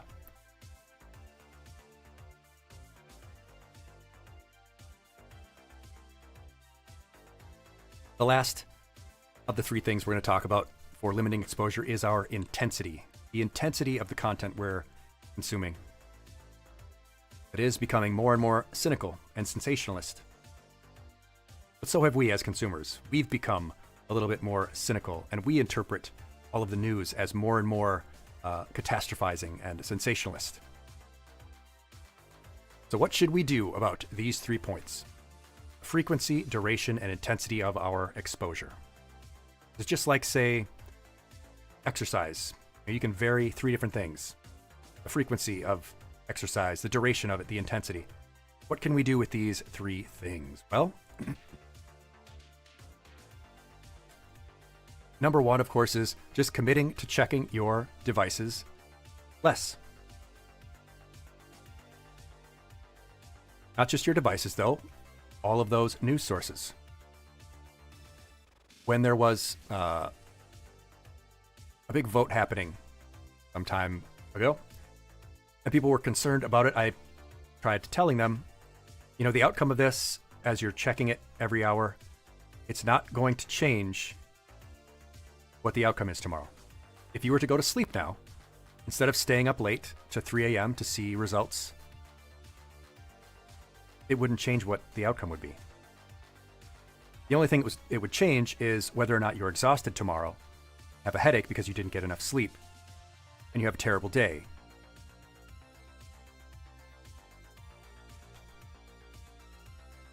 I would also say, to help with reducing your frequency, is to open with intentionality.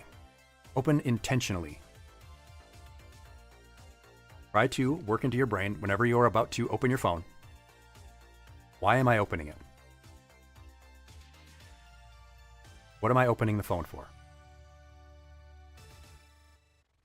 If the point of opening your phone, you realize, is just to check your social media feed, is that necessary? Or did you check it 3 minutes ago? And the only thing likely to be on there new is what your algorithm has decided that over the course of that 3 minutes, what would get them to stay on? What would get them to check again in another 3 minutes? Yeah, don't be your own stalker, Rao says. And that's kind of what's happening. We're stalking our own content. Maybe looking to see if someone has commented or liked or replied to our own comments on things.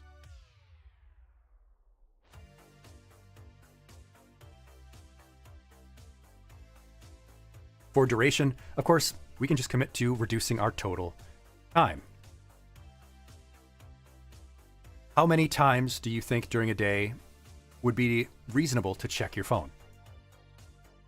How much time over the course of a day do you think it would be reasonable to spend looking at the news? And this is another area in which it's so challenging that social media has become so integrated with news. Our news is now inseparable from our social content. Our news and information about the world as it happens is now inexorably connected with all of the other stuff we want to hear about and talk about and see. All the bad news in the world is now intertwined with our favorite video games and updates and information about our favorite TV shows, where our friends went to lunch. We see content about our friend's dog from the Instagram page that they run for their pets. And then we see some terrible news story. The conjunction of social media with news has made all of the benign and normal things happening in our lives completely, inexorably connected to all of the serious and severe and potentially very distressing news in the world.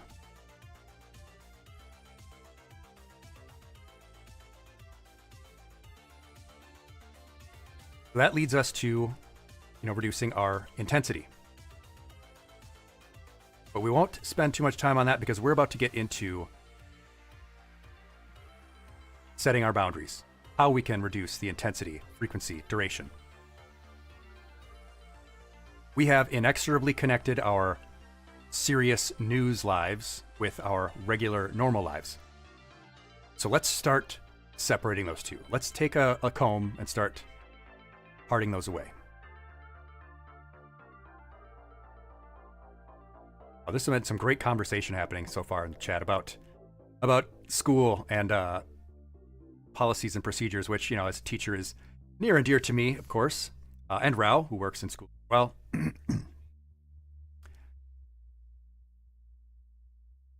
oh, you used to read novels in school because teachers would confiscate phones and tablets.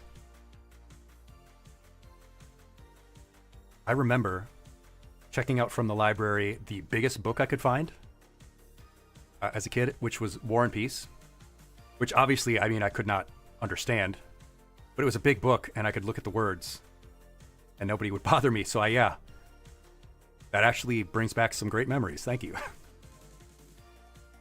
I remember names of characters and some general stuff that happened, but I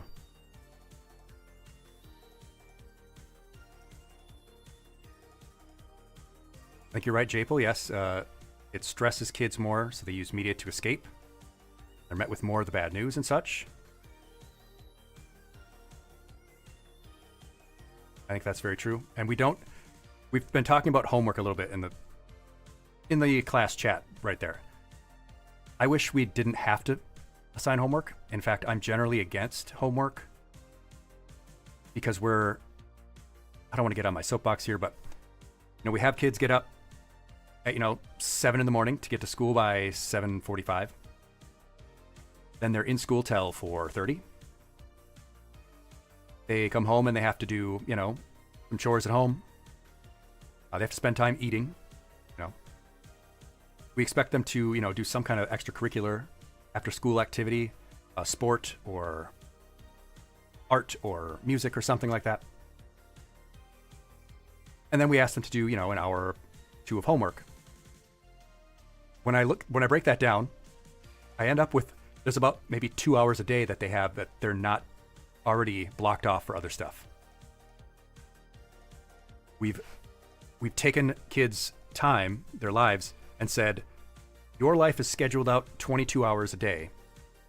Here's your 2 hours where you get to learn naturally through play, where you get to be kids. And then, of course, people are also concerned with, well, we need to let kids be kids. We need to protect childhood. Well, you're the ones blocking off 22 hours of their day with anything but being a kid. And yes, some school systems, thankfully, are trying to move away from homework. I think they've got the reasoning wrong. It's not necessarily that if it can't be taught during class, the lesson isn't good enough. I think it's you learn better when you have breaks, and you learn better when you are also engaged in your normal childhood development and play. I've always said I would rather you study for 1 hour, take the rest of the day off, sleep, get a good night's sleep, come back and study again for 1 more hour the next day, than to study for 5 hours over the course of one day. You'll probably learn better and retain better. But I'm going to get off my soapbox about homework, because we're going to talk about boundaries, how to set boundaries, and use the acronym STOP to address and deal with limiting our exposure to harmful news, distressing topics, and stuff like that.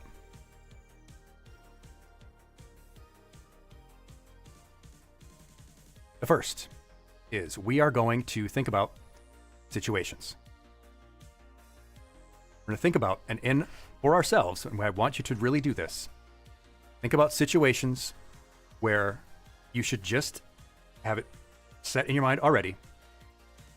I'm not going to look at the news, check the news, think about the news, check my phone during these situations. What situations would it be inappropriate, or would it be harmful to me, would interrupt something that I want to do, might interfere with my good time, make me think about things that are sad and distressing?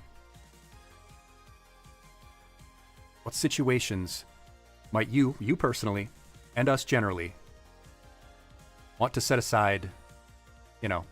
This is a time where being constantly in the know about everything isn't necessary.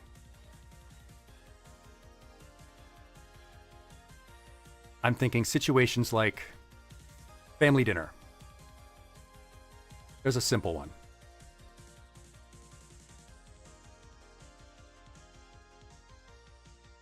Lisa says if you're already stressed or depressed, you're just using it for a dopamine hit, and you're not going to get it, right? Because you're probably not, by checking the news. It's a situation where you can already say, there's a boundary, there's a barrier, that's a limit, a place where I can limit my exposure.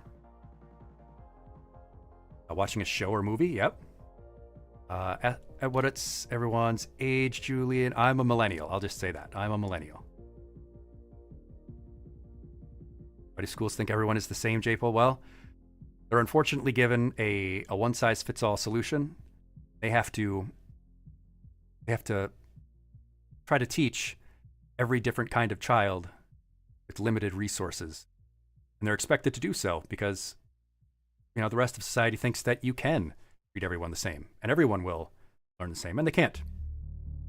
And I've taken courses and such in adapted education, how to teach people with different capacities. And that can be very challenging, but possible. It's very possible to teach in ways that is inclusive to everyone and everyone has the chance to learn, but it takes more time. It takes more time in preparation. It takes more money and resources.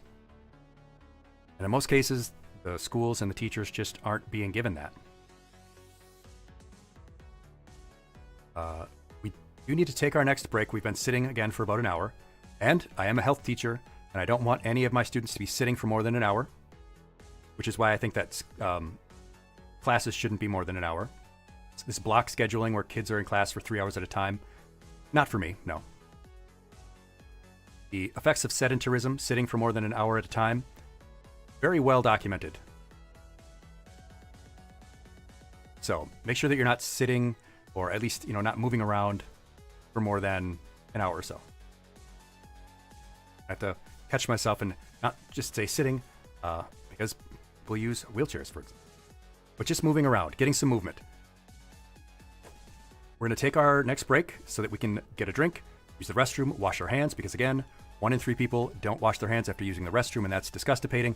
So do all that. We're going to take our 3-minute rest break, and I will see you on the other side of that break. Turn our little screensaver on. Oh yeah, movement breaks. Yeah, we have to start doing that. I do that in my classes. My professors who taught me to do that. So hopefully more and more teachers coming out of their teacher education programs are doing that. It's great for your brain. You learn better when you take breaks.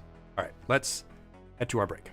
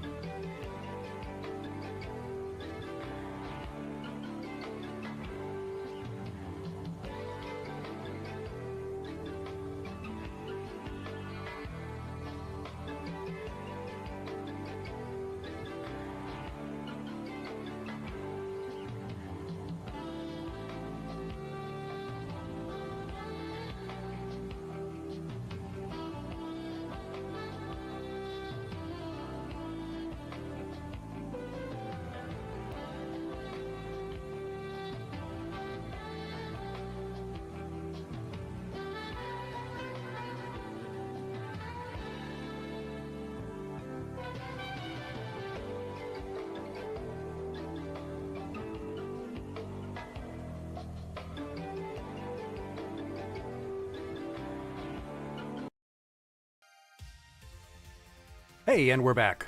Thank you so much for sticking around through the break. Bonsai Buddy, my friend. Yes, yes.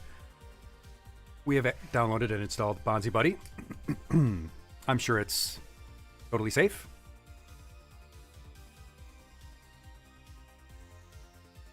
All right, so we were talking about situations, right? Situations where we should maybe refrain from checking the news, like sitting down at family dinner, maybe on a date, right before bed, perhaps, while we're in school, while we're working, maybe, not checking the news. Definitely do not check the news on a date. No. They won't like that, and neither will you.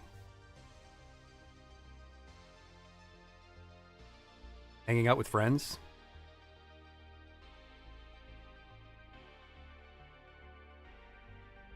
Situations, and then times.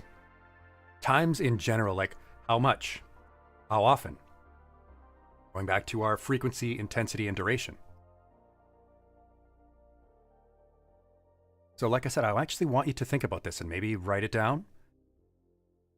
Maybe type it out to yourself on Notepad. Even if you don't save it, typing something out does help make it feel more concrete in your mind. Put at least one situation where it's probably for the best when you're not, if you're not going to check the news.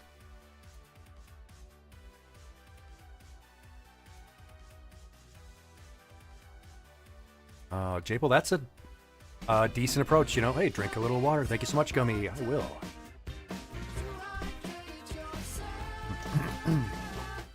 Only checking when you passively hear of some big thing happening. And then write down to yourself, maybe in that notepad or in the chat here, is there a total amount of time that you think you wouldn't want to go beyond? Checking how much, or checking the news. Or how many times a day do you think might be too much?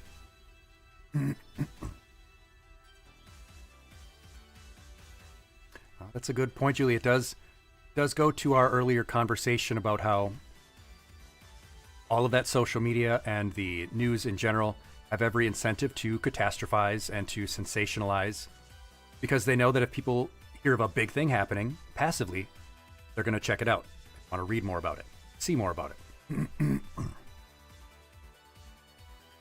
They know that some people are trying to do this, that some people are trying to avoid all the news unless it's something really important. So they need to make everything seem really important. Oh, it's a Julian? Thank you. I usually ask, but I was like, oh, that I can pronounce that. It's Julian's. Julian. Julian S. Oh, they took all the E's. That just reminds me of Discord where, you know, you would just have the 4-digit prefix and then whatever name you wanted. But now you have to go back to the old school, like, AOL usernames. Right? But that's just a conversation that fits the aesthetic we have here, this Windows 98 stuff. Our AOL dial-up sound type stuff. When you had to have names like, you'd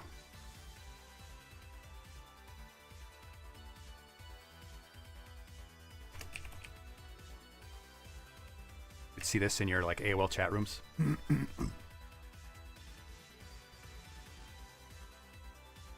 Oh, you just put them in there directly, yeah. I always thought it was such a clever idea. You can pick whatever name you want. You don't have to worry about your username being taken. Because I had maybe I'm just personally upset about it, because I had my name, but my 4-digit code was 0001. Like because I was an early adopter. I had 0001, my name. I was like the first one. I literally had people ask to pay me for my username because I had a 0001 username. And then they got rid of it.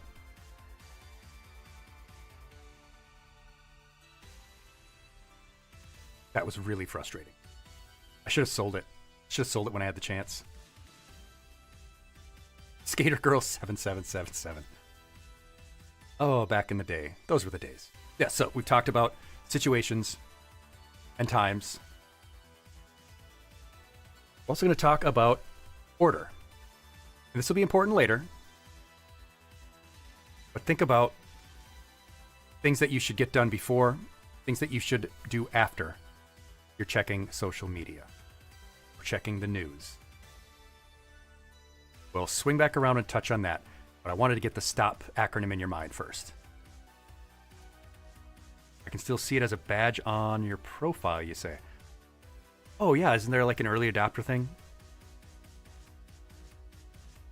The last is priorities. Think about things that your social media use or your news checking or reading or commenting on should never interfere with. Think about those 4 things. Think about stop when you're checking your phone or thinking about the news. Is this a situation where I shouldn't? Or it would be, oh! Thank you for the hearts, yes. Thank you. Thank you, Gummy. Think about, is it a time when you shouldn't? Have you checked so much today already? You know, you checked 3 minutes ago. You know nothing's happened, but you're thinking about checking again. Is this something that you should wait to do? Or is it something that you should prioritize something else over? Think about stop. Situations, times, order. Ugh. I knew it was Sal. I knew it was Sal when I heard the spitballs hit my face. Thank you, Sal. Welcome.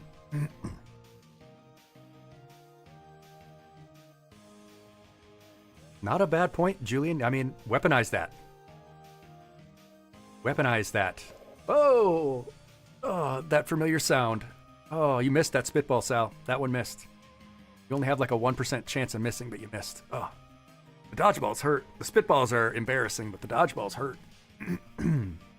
That sound, that familiar sound, that unmistakable sound of a dodgeball impacting something. I teach PE too, so trust me, I know that feeling. All right, we've talked about stop because now we're going to do an activity. And this activity, this instant action, you're going to open up your app or browser, whatever you're using. And I want you to look at your follows or your bookmarks. Or just, the websites you check, your subreddits, whatever. Or just look at your feed, your timeline right now. And find one account or one subreddit or one blog or one Substack, one podcast or whatever. And find one that is just adding to the noise. And it should not take you very long, trust me. Start scrolling through social media feed. It won't take very long before you see something that is bad news. That is just someone or some group or something that is redundant, that is talking about it, saying it in a unnecessarily sensationalist way. And then I want you to unfollow it. I want you to remove it.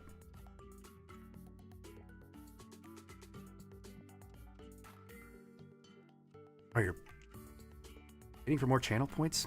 I will say I haven't updated the channel point values in a while, so I think I should do that. Because I don't want that to be what prevents people from using it.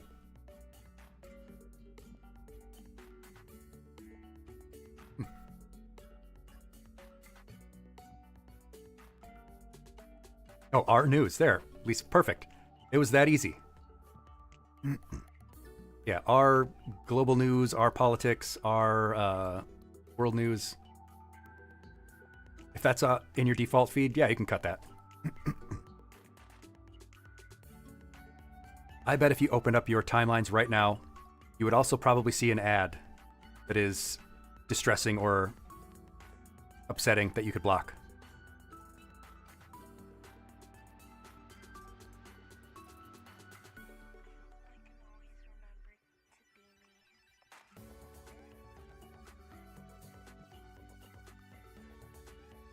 Oh, ad blocker, yeah. If you've got ad blocker blocking all that stuff, that's great too, Reagan. I still see all the Twitter ads and stuff. I like this song. And I like Winamp. This is Slime Girls. Walking to school can be hard.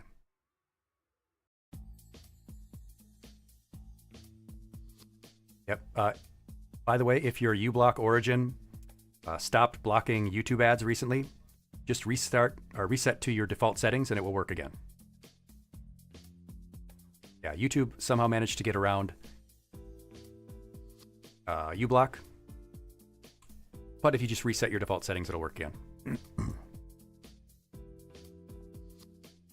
Japo, what's a good trusted site for news? Well, yeah, I don't know about New York Times. That's...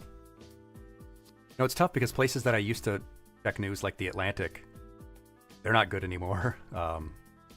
Everything keeps getting bought out, Keeps getting bought out or monopolized.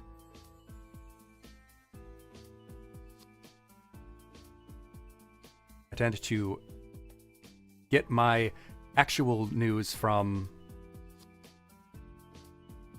social media myself. I mean, I do it too.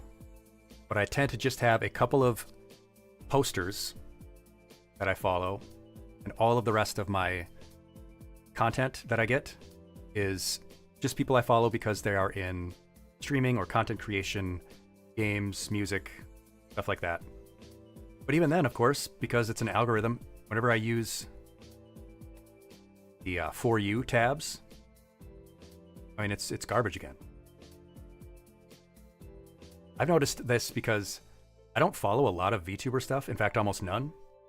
Because I'm a busy person. I really don't watch a lot of other streamers. I just don't have the time. Or the attention span. So I really don't know like any of the other big VTuber names. Like I could name... Hello, Uncle Bill. First time chatter. Poking your head into our little classroom community here, yeah.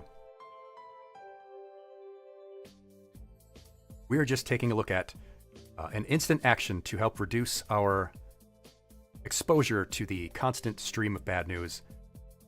We're looking at our apps, our bookmarks and such. We're going through and finding at least one source of the distressing news in the world that keeps getting into our face, and we're blocking it or removing it as a little exercise. Yeah, I've noticed that about the algorithm in the For You tab. You can look at something just once, and for the next week, you're flooded with that kind of stuff. I don't really watch much other streams because, like I said, I'm very busy. Too busy to watch a lot of other content. But if I comment on, just one thing about a VTuber because I heard, oh, their agency treated them poorly, and I commented, oh, that's terrible, they shouldn't do that. For the next week, I'm getting nothing but content about all the VTubers in that agency. I'm like, I don't even know who these people are. I mean, I can name Iron Mouse because I know she's the biggest one in the world. I think Ina is another one. I really couldn't name many others. I know a couple of friends of mine who stream. Oh, there's Pat the Badger. Thank you. Pat the Badger has made an appearance. Oh, you've caught a couple of VODs before this, Uncle Bill. Well, I'm really glad to hear that. I'm glad that our previous lessons are, teaching people some things.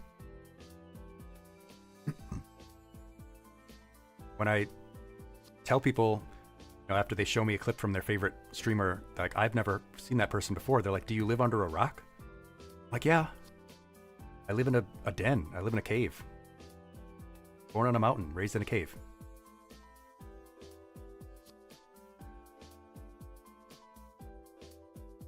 People will say, you've never watched Germa? I'm like, no. You know who Northern Lion is? No. You don't know what Vsauce is? No.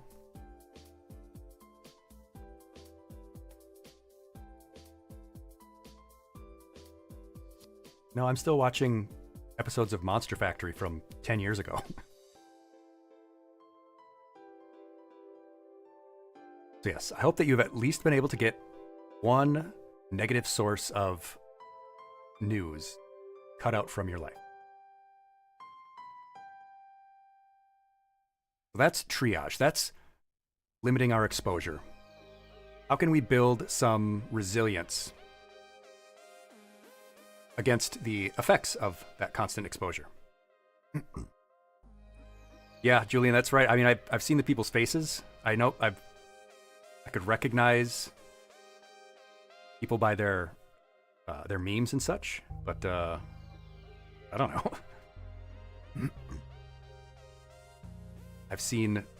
I've heard their voice in meme compilations. That counts. But to build resilience, to help resist the effects on our psyche, you can do something like that first thing we did at the very beginning of our lesson. Breathing exercises. Incorporate breathing exercises regularly. Not just when you feel stressed or anxious, but doing so regularly has a tangible effect on your brain health, your brain's ability to recover from stress. Our constantly oxygen-deprived brains have a much harder time recovering from stress or injury. And so if you are getting more regular breathing exercise, doing regular breathing practices, you'll be able to better resist stress and anxiety. So even when you do get exposed, because, we're not going to be able to avoid bad news all the time. When you are exposed to it, you will be better able to resist it. It's like your immune system. But how can we remind ourselves to do that regularly? That's our next task, our next activity. Think about, how could you remind yourself to do a breathing exercise? Take 1 minute or 2 minutes out of your day. Take a couple of slow, deep breaths like we did at the start of the class. What would be a way that you could remind yourself to do that? Or when you are stressed, to remind yourself, I can help get through this stressful period if I just take some deep breaths.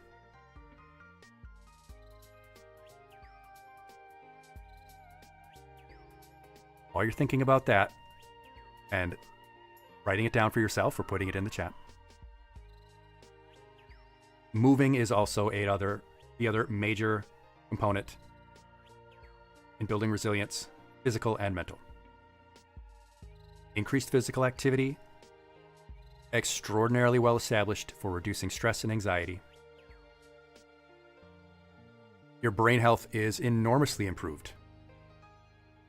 This little graph here, I don't like putting a lot of this type of thing. I'll put a few charts and stuff. But I like this one because this is blood oxygen levels in the brain. Before and after just a 15-minute bout of exercise. Just 15 minutes. The amount of oxygenation in your brain, and especially in areas of your brain that are particularly important, like your amygdala, for regulating emotion.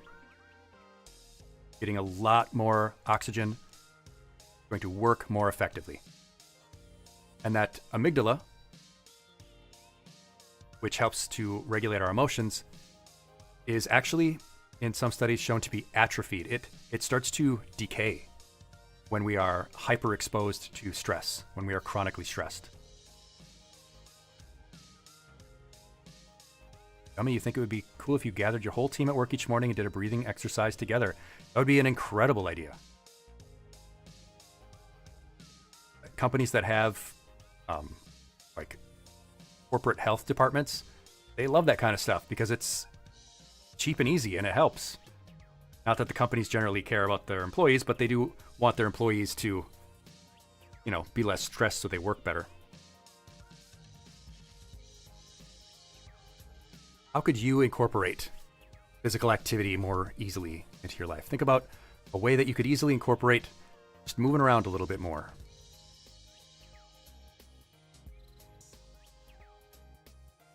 Maybe during that morning breathing exercise, you also do a little stretch.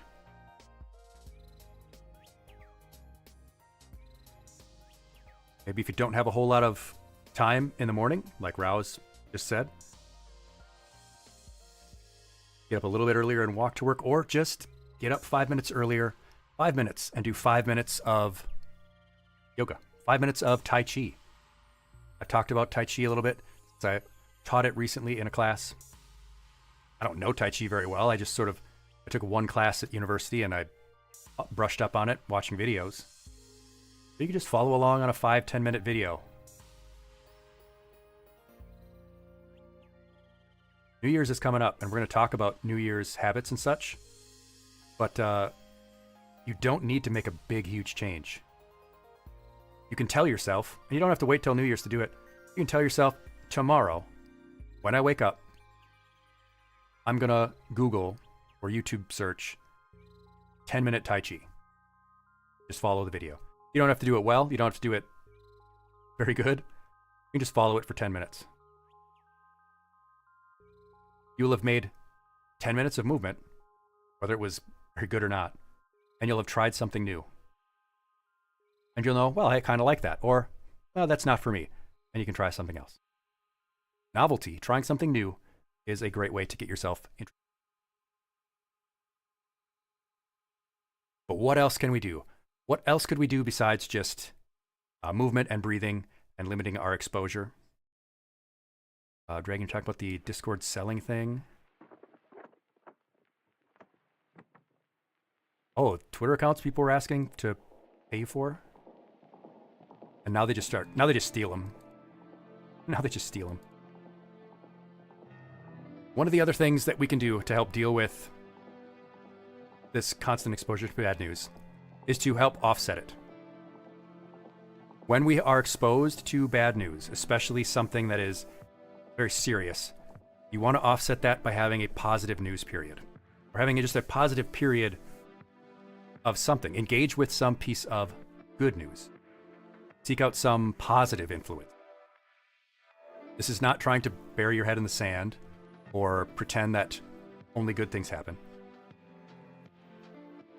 but to balance your brain to say, good things do happen too.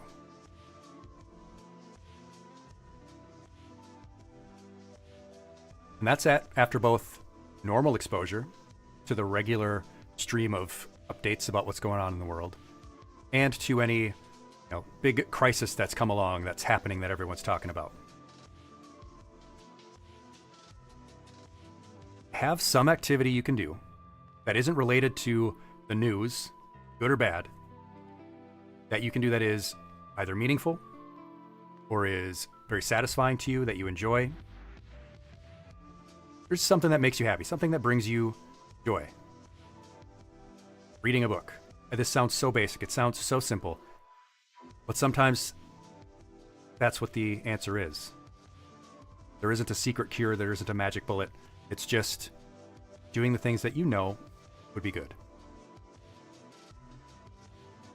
We've been inundated by a bunch of bad news today. Do something that makes you happy. Draw something, play a game, listen to music. Let's Marie Kondo this mess. She gets a bad rap. She gets a bad rap because of the memes and stuff. But there's some good advice in there. Go to your library for a free book. Use your library card to watch a movie for free. To rent a game for free. You can do that.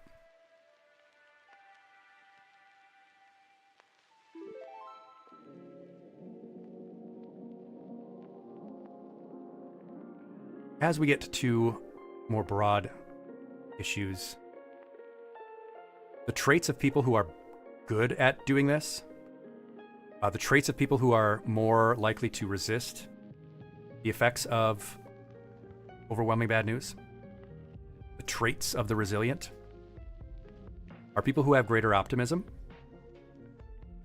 They tend to feel less fear, and thus they're less affected by the fear baiting of the news. And they are people who are not conspiratorial. They tend to have greater social support. They talk with people that they know about things that aren't related to these issues.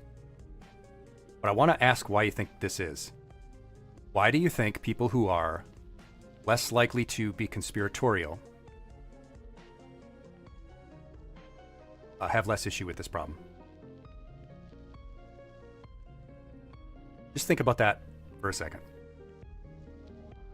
But these people also, they don't engage with everything. They are less likely to comment, to reply, to retweet. They just don't engage with all the things they see. That's a great reminder that you don't have to either. You do not have to engage. You can just block someone that comes across your feed. That sucks. If you see someone on social media, that sucks. Block them. If you see content that is enraging, block it. You don't have to argue with anyone, let alone everyone.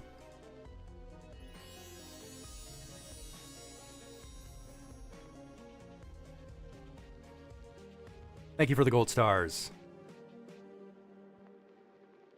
Very good, Ra. Exactly, Bill. They're not inventing their own problems with the world. Yeah, they're not connecting dots that don't connect. I'm reminded of the Star Trek Voyager episode where 7 of 9 hooks herself up to the ship's computer. She can, like, assess everything that's going on and be more hyper aware of everything. But by doing so, she has access to everyone's logs and every, like, minor thing that happens every second. And so she starts believing that there's this massive conspiracy on the ship. Because everything must be happening for a reason. She's got information overload. And she's trying to make sense of it all. And, and a bad thing happens. They're attacked by someone. And so everything that led up to the attack and after the attack, she's hyper vigilant of. Which we've all talked about, right? We've been talking about that hypervigilance and information overload and being aware of everyone's thoughts all the time. That tweet we showed, we weren't meant to know this many people's thoughts. Yeah, her ship already had enough problems as it is. She started connecting dots that weren't there. No problem, Japel. Thank you so much. Hope to see you again next time. Yeah. You don't have to argue or engage. You don't owe anyone anything online. You don't owe those people anything. But this is a very important thing that I want to talk about. We talked about those good news things, the positive influences, looking for the good after you see the bad.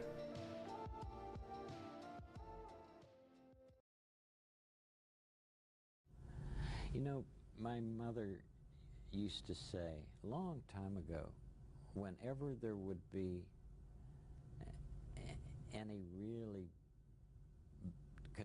catastrophe that was in the movies or on the air, she would say, always look for the helpers. There will always be helpers, you know, even just on the sidelines. That's why I think that if news programs could make a conscious effort of showing rescue teams, of showing who medical people, anybody who is coming into a place where there's a tragedy, to be sure that they include that. Because if you look for the helpers, you'll know that there's hope. I think you're right, Rawa. That video was recorded in mono, I believe. So it's only coming through in one channel. I'm going to replay it. You know, my mother used to say a long time ago, whenever there would be any really catastrophe that was in the movies or on the air, she would say, always look for the helpers. There will always be helpers, you know, even just on the sidelines. That's why I think that if news programs could make a conscious effort of showing rescue teams, of showing who medical people, anybody who is coming into a place where there's a tragedy, to be sure that they include that. Because if you look for the helpers, you'll know that there's hope. Very wise word. Yes, that is the helper's speech from Rogers. Yes, thank you for letting me know about the volume. I always want to hear that. Trust me, you're helping your streamers out a great deal if you let them know if there's an audio thing, if it's too quiet, too loud. I'm always concerned that my background music is too quiet, because it's, you know, it's nice to have something going on when there's a lull in conversation. Also, if it's too loud, because I can always put more background music in for like the VODs when I make the lesson VODs, but I can't cut out the background music. Anyway, that is the Mr. Rogers, the helper's speech.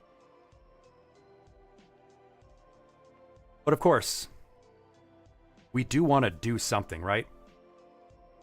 We showed that slide earlier, where we don't want to end up, and we want to not blame ourselves for feeling all these things, but not end up just being a person documenting it, commenting on it. Someone who will be seen in the Twitter comments about stuff. We still want to do things. I'm not at risk of being copyright struck, are you? No, all of the music I use is either fair use or is like stuff I've gotten from places that say you can use this for streams, or they're video game remixes. This one right here is not showing the title. This is Zora's music from The Legend of Zelda. Video game music is great because they're not going to copyright strike that, or you couldn't play the game. Anyway, yes, we do want to do stuff. We want to still be involved in helping if we can. We're not cutting ourselves off with all that we're talking about. We're still going to see the things going on in the world. Drink a little water.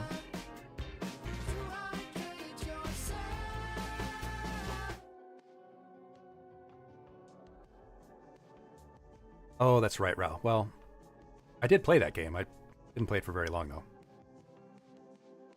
It's a good point, too, Uncle Bill, yeah. It's also why I don't play any music that has vocals in it. That gets too confusing for me, too.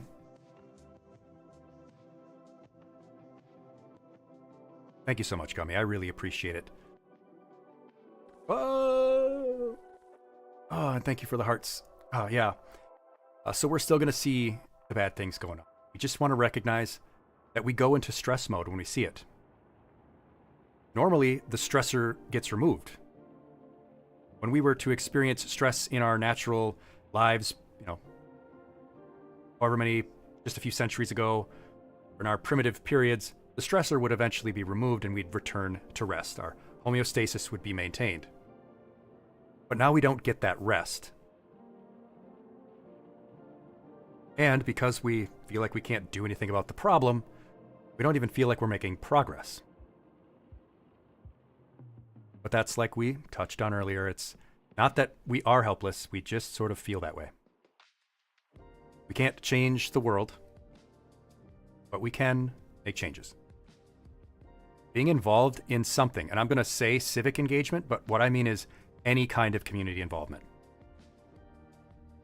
gives us a sense of self-mastery, which means that it makes us feel like we have control over what we do. We control our own actions so that we have a sense of control over ourselves. We don't feel helpless. It makes us feel like we're a part of the solution. And doing anything involving the community gives us that social connection, which reduces our isolation. I've loved this Hollow Knight meme for a long time because I just love Hollow Knight and I love the character and the way it just sort of feels like them. But even this mentality is maybe not the healthiest. Where it says, remember that you can't save everyone. Remember that you have to try. Well, no, you don't. You don't have to save everyone, and you can't save the world. But you can help. And you should at least try to help. In what capacity you can do. I can't and would never ask you to do things that are more than I would be willing to do myself, but also more than would be within your capacity. So, I want to bring up this list. It's a list I compiled earlier today, just thinking about it.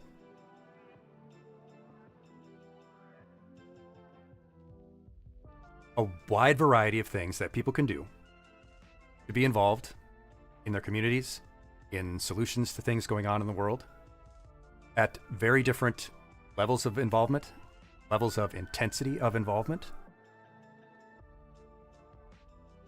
Oh, no problem, Julian. I hope that this has been enlightening and that we will see you here for our next lesson.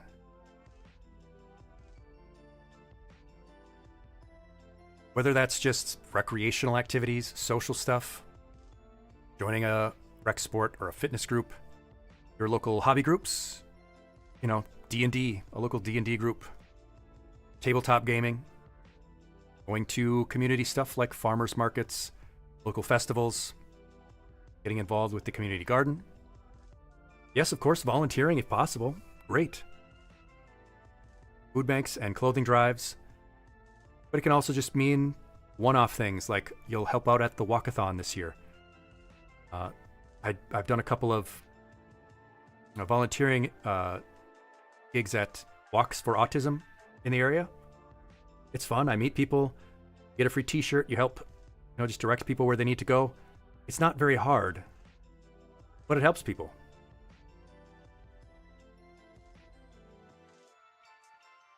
I'm not going to read all these out because, you can read these if you want, but it can be as little as joining your neighborhood association or your tenants group if you live in an apartment. If you aren't able to get out much, if you are have to do things remotely, you can do digital advocacy. You can circulate petitions online, do letter writing campaigns. If you're a creative person and maybe not much, in terms of face-to-face getting involved, you can use art or music, create awareness for issues. If you like to do things like cooking or coding or crafting or whatever, you can share those skills with others. You can host a workshop. You could teach people things like I'm trying to do here.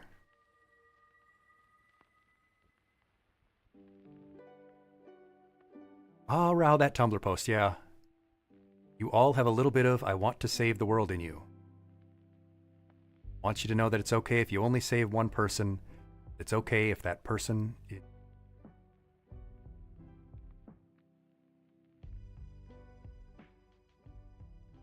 That's all the stuff that we should do, right? But what should society do? I think you all know these things. We should invest in more mental health services. We should have educational programs like this one to teach more media literacy, emotional intelligence. Our communities should have more third spaces. Investing in our community, better infrastructure. We should be regulating all this big media and tech that is flooding us with all this bad, terrible, distressing news that it makes money off of. Yeah. I think we should have more teachers and students both. Yes, exactly. People who are willing to learn and people who are willing to teach. I hope I am able to do both during these sessions. But keep this in mind. Maybe this is something that you can have as part of your involvement, your civic engagement, your community involvement. Maybe you want to be involved in one of these things. All right, but here's our little pop quiz at the end. What do you know? What were the 3 aspects of exposure we talked about that you should try to limit? What were the three things regarding how much we expose ourselves to the news? Can you remember?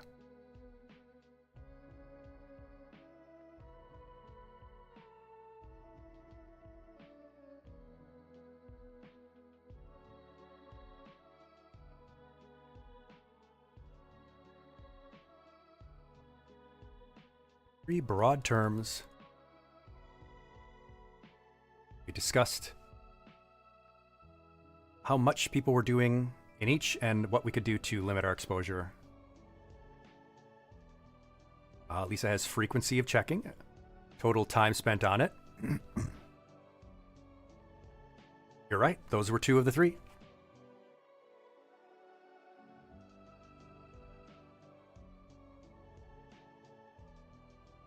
Occasions.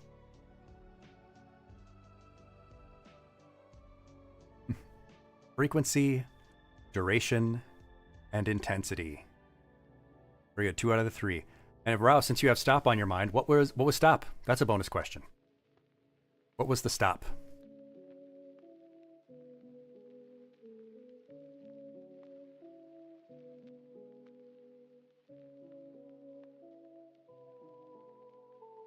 What were the acronym headings for stop that we talked about for setting our boundaries for social media?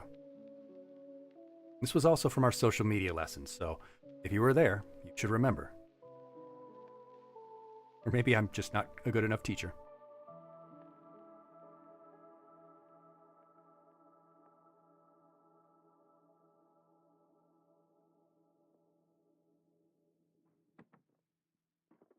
So S was situations.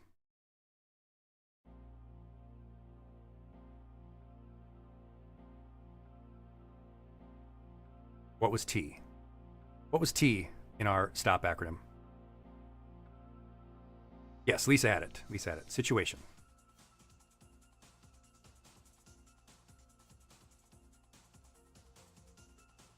Rao has it. Situations, time.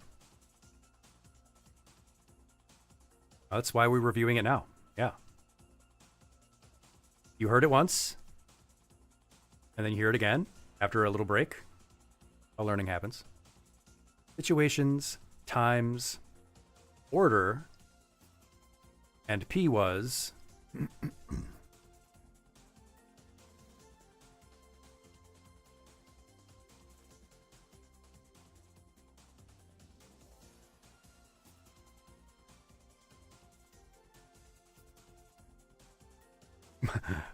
profit. Yeah, right. Order, a profit. You got the first couple letters right. Priority or prioritize. Situations, times, order, and priority. All right. Name one trait of people that are resilient to the issues we've been talking about. What was one of the traits of people that managed to avoid some of the psychological issues? Non-conspiratorial. There we go, Rao. People who are not conspiratorial. And optimism, Dragon. Yes, people who are optimistic. More likely to be resilient to, be insulated from the psychological effects of exposure to bad news. And trauma exposure more generally, yes.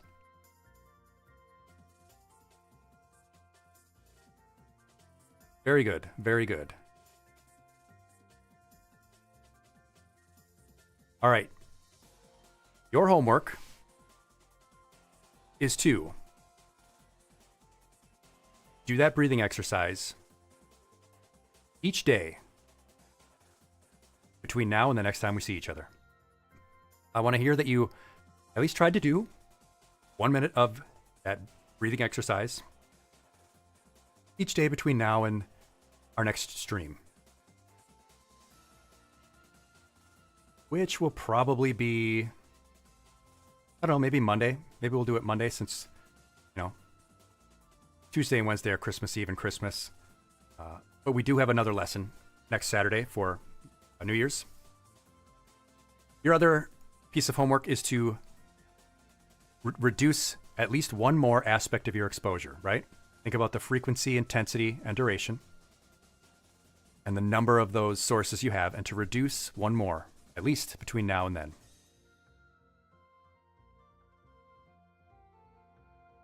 And lastly, consider what kind of civic engagement or involvement that maybe would work for you to get yourself more involved in the coming year.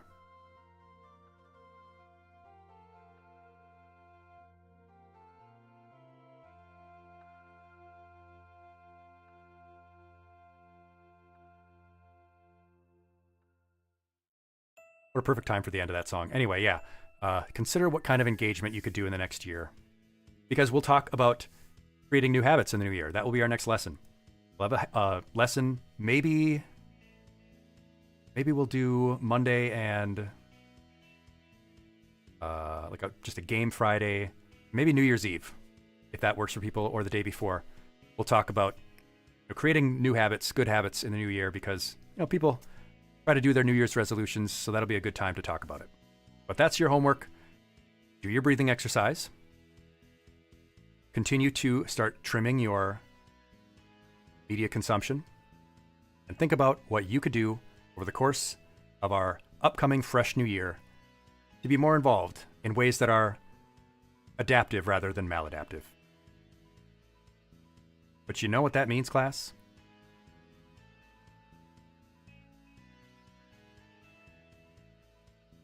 Do you have any last questions, comments, feedback, or suggestions for us? You can learn a lot from your mistakes when you aren't busy denying them, said Oscar Alikais. Good quote, Rao.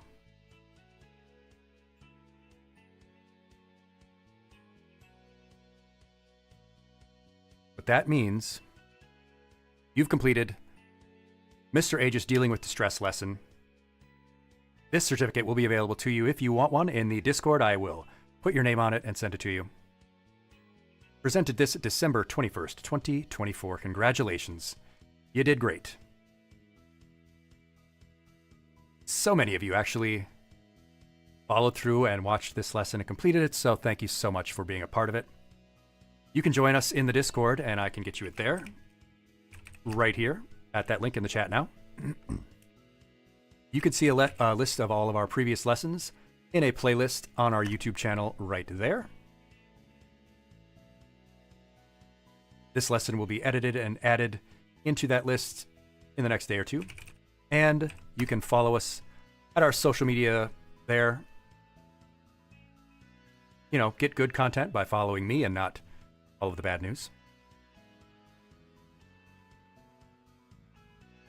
But now, class, it's just about that time. It's time for me to start Fallout New Vegas. You did a lesson with me, and you paid attention for almost 3 hours, so I think we deserve to play a game. I think we deserve to have some fun and play Fallout New Vegas. So that's what we're going to do. Allegedly the best Fallout? Actually, I have no idea. I have no idea. I've never played... I played the original Fallout a little bit, but just kind of dabbled. That was a long time ago. So let's get Fallout New Vegas ready to go. And I will change the name of the stream.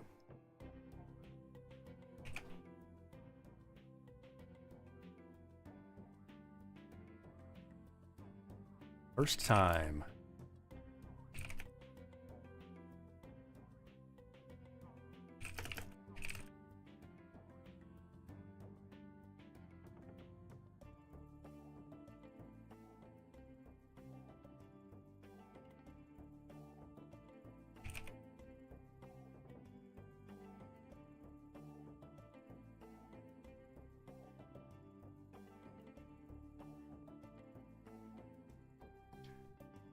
Thank you so much, Sal. That means a lot to me. It really does, honestly.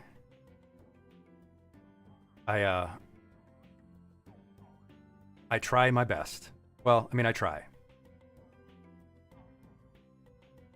And sometimes it works. Sometimes it helps. And hearing that people have incorporated any of the things that I've thought about in their daily lives means a great deal, because that's health education. Not just random facts and figures, it's hopefully skills that you can incorporate into your life to actually improve your health, your physical well-being, your mental well-being. And at the end of the day, that's all that we really have. All right, we are coming up on our 3rd hour, so we're just going to take our quick break now so that I can get the game loaded and ready. I think this is going to be good. I think this should be nice. Be fun.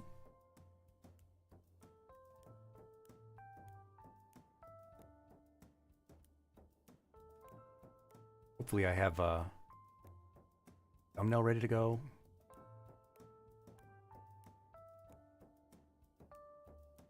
All right.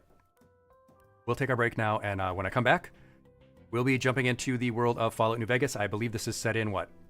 Las Vegas? Presumably? Probably.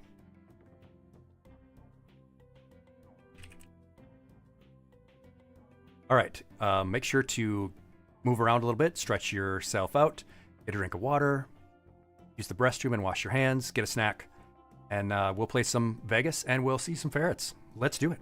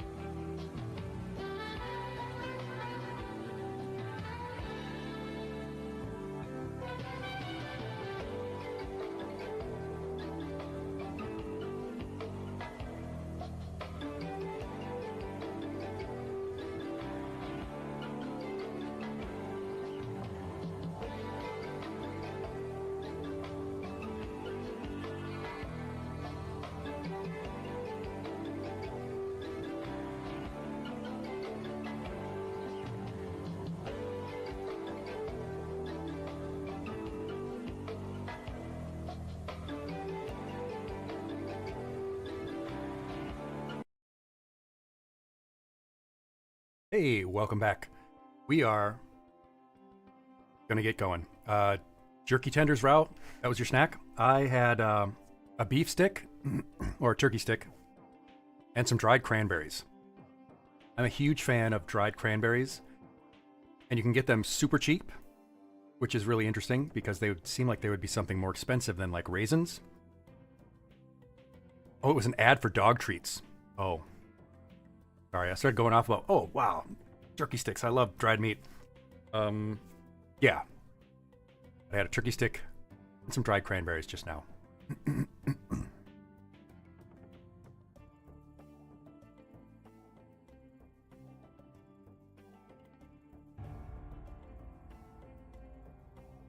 Oh, there it is. There it is. Guess I can pause our...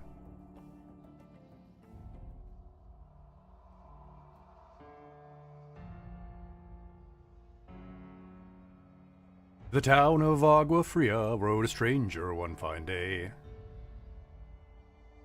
I saw someone in I saw an ad. I was in the dollar store earlier, like I said, when I saw like the anime bin. I saw an ad for one of those tooth bone things for dogs that they chew on. It said busy bone, but I thought it said bussy bone.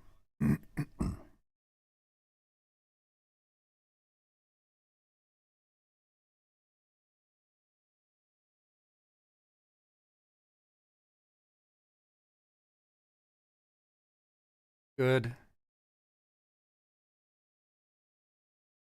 Now, I did put in a huge amount of the recommended quality of life mods.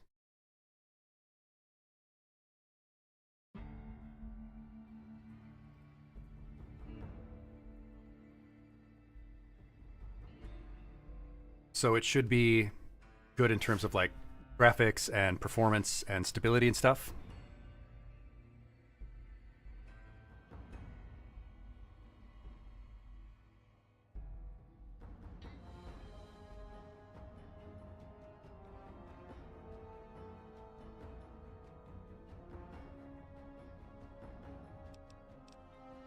And I did get the Ultimate Edition, so it's got all the downloadable content. And I guess all these patches I have make sure that like they don't interfere with each other. Got the spurs that jingle jangle. Jingle jangle. God, that... I cannot get that out of my head. Jingle jangle. And no one else knows what it's from. And I can't, like, say it. I can't, like, go into it. It's one of those things, man.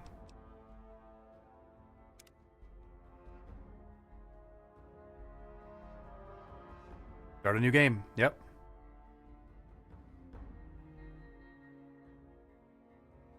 I guess I should do a spiel for this whole thing, huh? Wait, I accidentally moved my stickers. He wants to put Moki and Ori on my face. Yes, everyone, my name is Mr. Aegis. I will be your teacher for this evening. We just had a great lesson on dealing with distress, and now we're going to de-stress by playing this game, Fallout New Vegas, a game that I have never played before. I've never really played any of the Fallout series, so this is all new to me. You'll get to experience my first time experiencing this game that everyone seems to love. I stream first-time playthroughs and health and wellness lessons. So we're going to get right into it and play Fallout New Vegas. I am playing with all of the recommended mods for stability and graphical improvement and all that kind of stuff. And it's got all of the DLC. So, let's do it. Start a new adventure.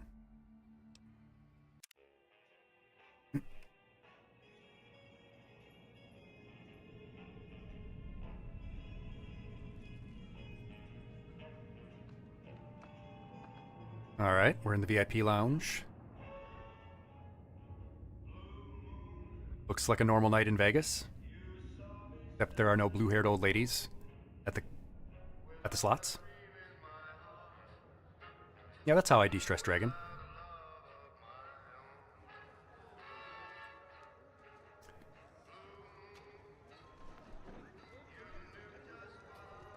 Lucky 38, the tops. Oh, there's robots. Cool. Okay, yep, just barbed wire. Militarized soldier. Again, still all just normal, regular Las Vegas stuff. Okay, decrepit streets. Oh, somebody being shot. Okay, yeah.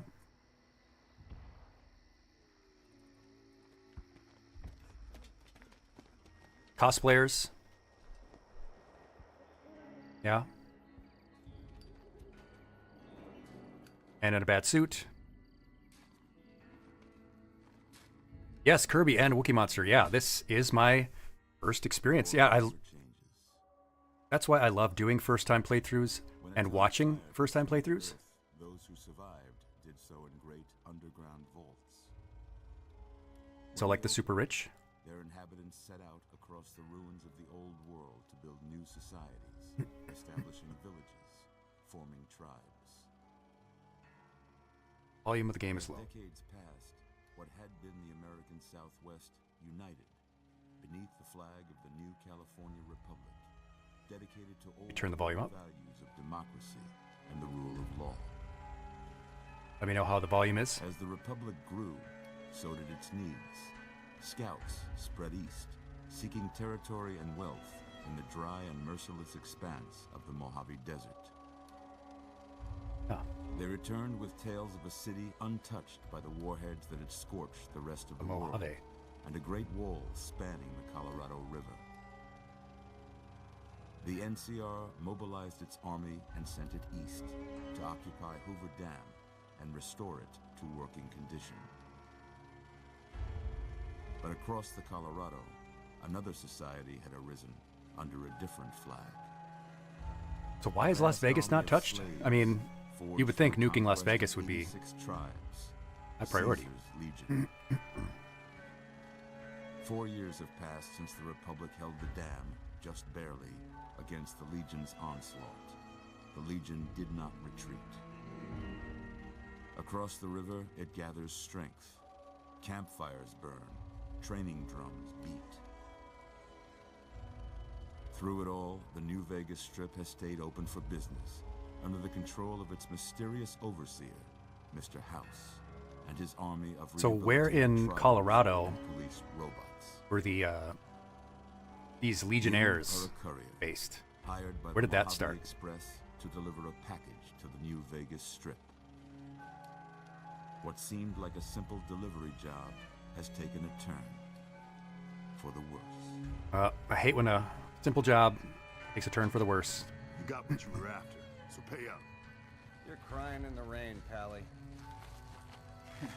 Guess who's waking up over here?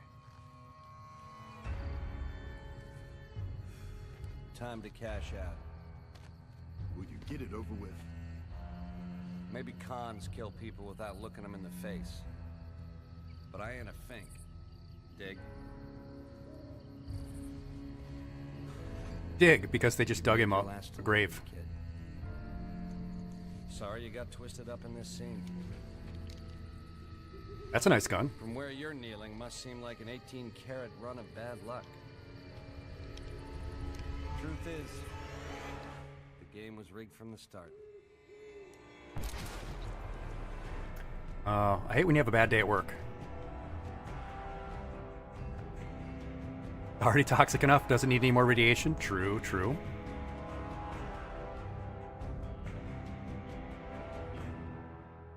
They started because they read a book about the Roman Empire. So it's sort of a, what's that Star Trek episode? A piece of the action in the original series. Where a primitive society picks up a book about mobsters. Ain't that a kick in the head?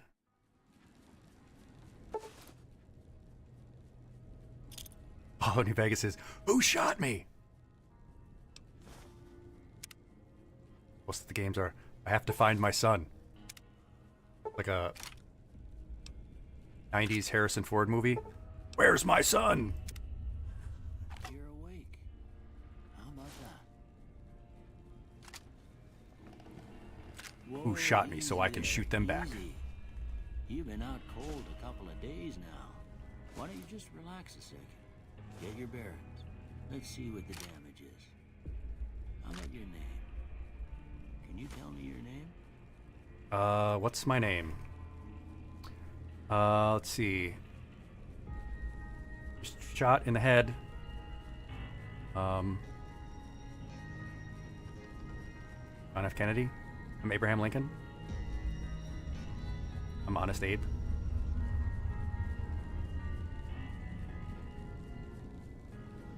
John! Neo Kennedy.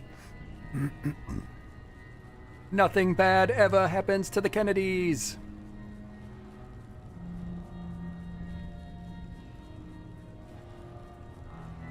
I'm looking for the guy, Kennedy.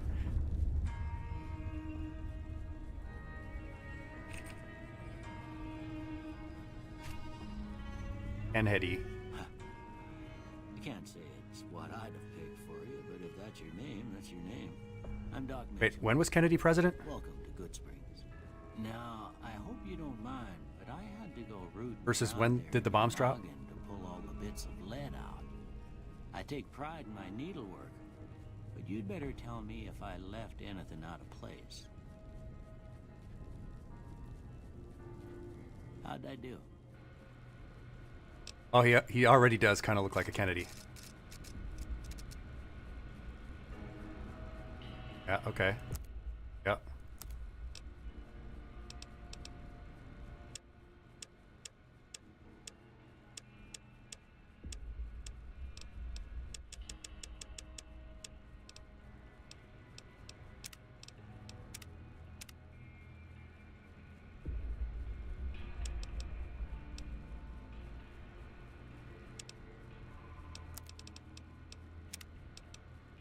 Shorter. No.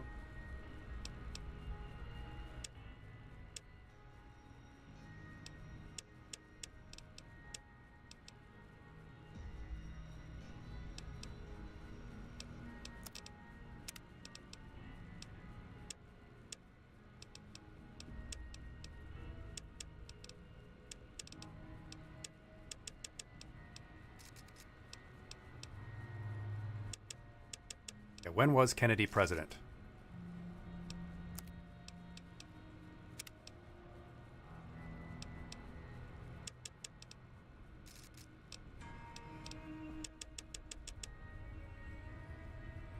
It's kind of a small nose, right?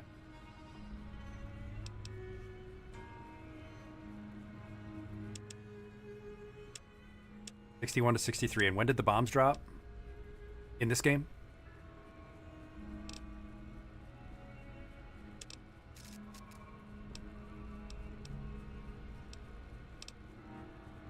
Dang, they give you a lot of nose.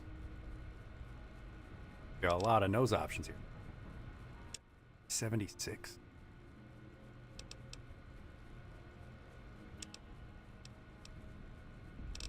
It seems so strange, but I'm mostly just because I'm not familiar with how the anachronism works. Kind of high cheekboned.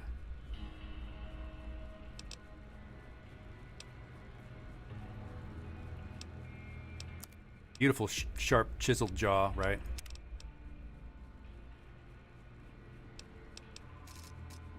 Oh, he did not have a... And had a real chin.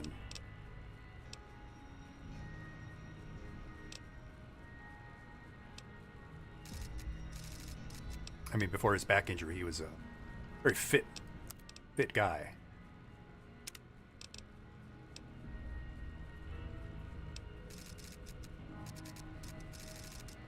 Yeah, so that's our Kennedy. Whoa, he was pale, but not quite that pale.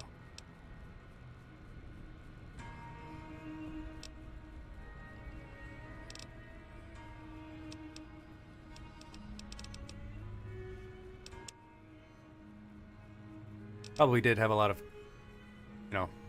tired eyes going on. President and all.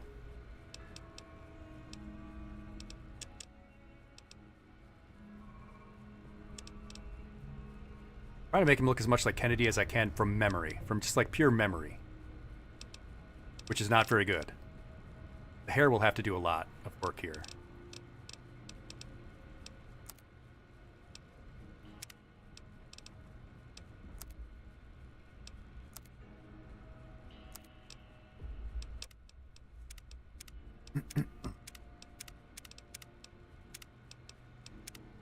The wave is pretty good.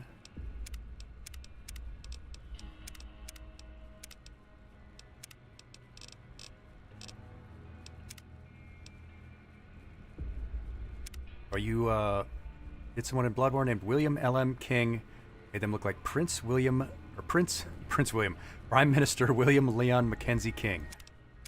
Yeah, I like doing themed characters. I think smooth wave is the way to go.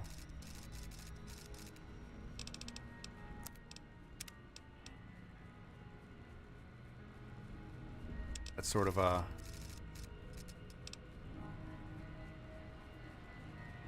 kind of reddish, I think. Yeah.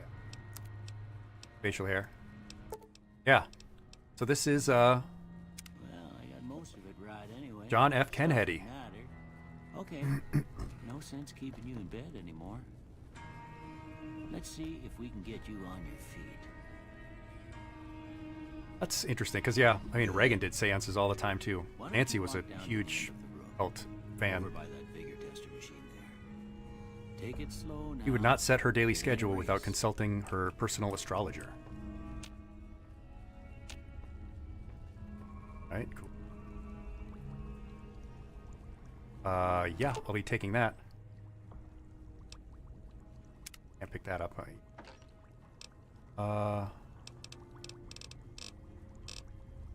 I guess I'll just take all that stuff. I mean, I've played a Bethesda game before, so I kind of know the gist of it. Broken computer. Jump.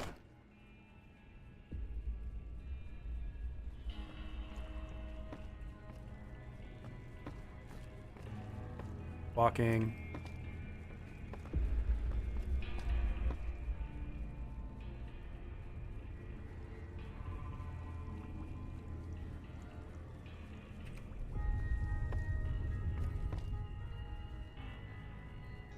Looking good so far. Go ahead and give the vigor tester a try. Okay, so this is our stats. Right quick if you got back all your faculties. Ah, okay, yes.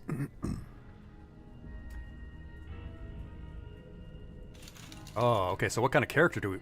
What kind of man is... John Frederick Kennedy?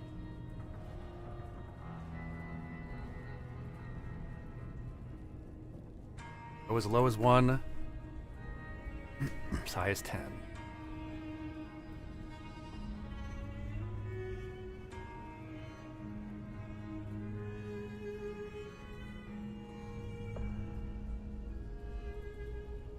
Germ F. Kennedy. What's a nice meta op?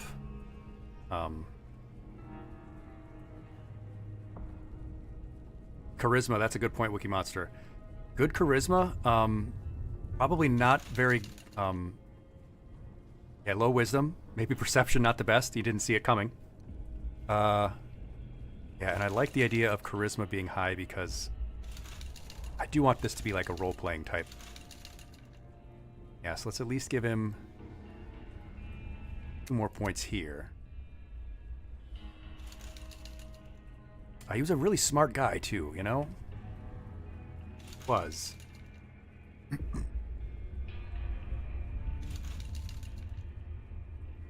Probably not the luckiest guy in the world, though, right? I mean, he got hit. He got hit in a moving vehicle. He got hit in a moving vehicle from a pretty far distance with a pretty crappy rifle by a guy who did not have... I mean, he had some training, but, you know... I think we'll just leave that at 5.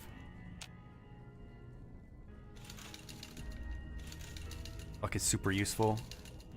And I do hate when RNG screws me.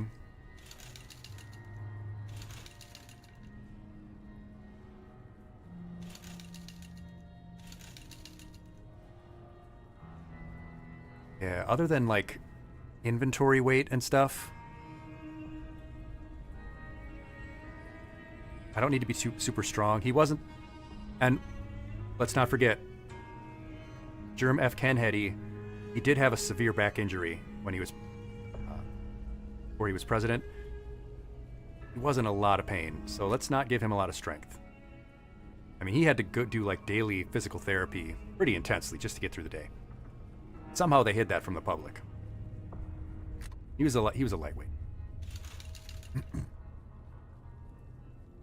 Explosives, lockpick, energy weapons, accuracy. I do like accuracy. Implants can help, so I don't want to go above 9. Yeah, won't go past 9. Health we'll leave that. Charisma's great. Intelligence.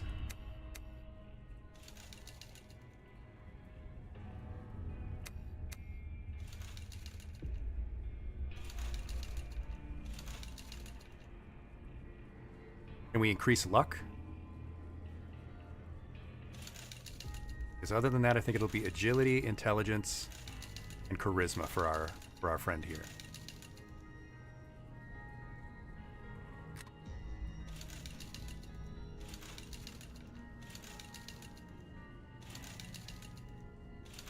I do like being lucky. We'll just say that this is... Oh, because this Kennedy, didn't actually get killed when he got shot. He actually survived. So this Kennedy is a little bit luckier than the real John F. Kennedy. Germ F. Kennedy is actually somewhat lucky. That's a pretty standard score there, but after what you've been through, I'd say that's great news. Well, we know your vitals are good. Taking all that. But that don't mean them bullets didn't leave you other than the bighorn and dropping. What do you say you take a seat in my couch and we go through a couple of questions? Yeah, this will be the Kennedy. Dogs are still barking. This will be the Kennedy that survived, that lived. Kennedy, if he was lucky. If he was lucky, and by lucky we mean survived the nuclear All right. disaster. I'm gonna say a word. I want you to say the first thing that comes to mind. Dog. Yes, there is. There's a wild death rate among the Kennedys, and also just some horrible luck, like, what was it, Rose Kennedy? They institutionalized her or something. Give her a dog dinner. Kick. Train. I actually was a dog trainer in the Army, by the way, so I'm going to say dog train. House.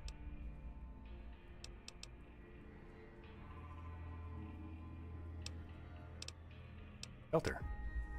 Night. Silencer.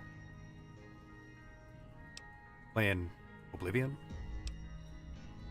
Silencer. The Night Mother. Bandit. Vaporize. Bribe. Yeah, I'm just gonna vaporize any bandits. Light. Inspiration. Yeah. Mother. The Kennedys had strange relationships with their parents. Human shield. Jeez, not that complicated a relationship with their parents.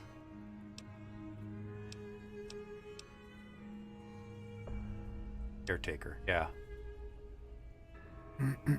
Okay. Now I got a few statements. I can't believe want human you to shield tell was an me option. How much they sound like something you'd say. First one. Conflict just ain't in my nature. Yeah. Germ F. Kennedy would strongly agree. He wants to avoid conflict. He was in the military, but he did try to avoid war as president. I mean, there was the Cuban Missile Crisis, and the Bay of Pigs. I ain't given to relying on others for support. No, he certainly did rely on others. They really had to prop him up back there. It wasn't as bad as FDR, but... I'm always fixing to be the center of attention. Yeah. I would say that Jerm F. Kennedy, he definitely loved being the center of attention. I'm slow to embrace new ideas. No. A little bit more progressive than I that. charge in to deal with my problems head on.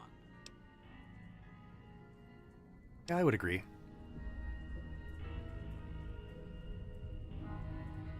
Almost done here. What do you say you have a look at this? Is this guy like a general Tell me what you practitioner? He's doing like psychology and angry two-headed ant, oozing wound, like the one in his head, shadow in a door frame, chemical reaction. Broken chain. He is breaking the chain of the Kennedy curse. He is breaking the Kennedy curse. Broken chain. How about this one?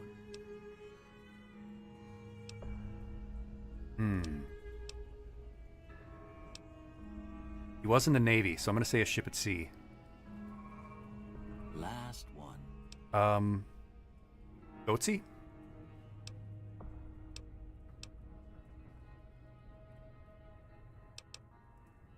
I want to say a light in the darkness because I think there's a presidential speech that says something like that, but I don't think it was him. Well, that's all she wrote. See, I two don't have bears. nothing to compare it to, so maybe you'd better just have a look at the results. See if it all seems right to you.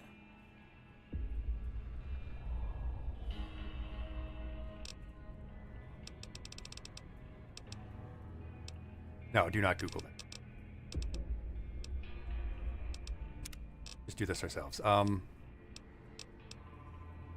Yeah, we should tag 3 skills.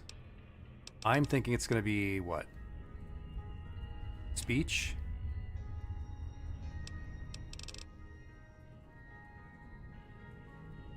Barter would probably be good. Medicine would be good, but I do want something that would help us, survive. Guns. I think speech, guns. You're good with talking and with using guns. I mean, you're pretty good in general. You can survive a whole lot of stuff. Wookie Monster, 1994. Oh, fantastic year. Thank you for enrolling in our little classroom learning community here. Yes. 1994. That's about when some of the technology that we're using as our aesthetic was developed. Everything looks like Windows 98 in our UI here. Speak softly and carry a big gun. That's a good one, yeah. So speech, guns, and what? Barter would be great. We already have high speech. Maybe medicine? Science? Yeah.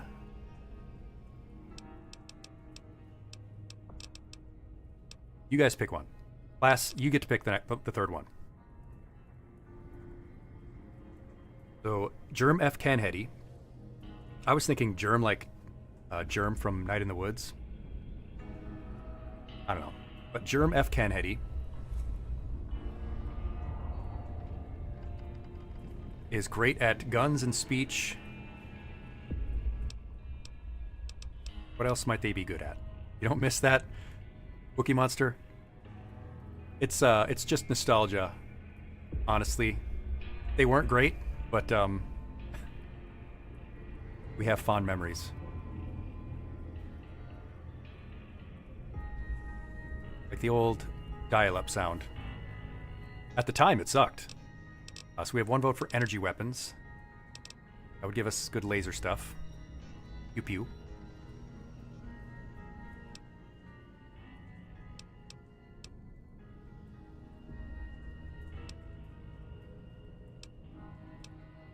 Now, I did add a bunch of mods that said it changed how the hacking and lockpicking worked.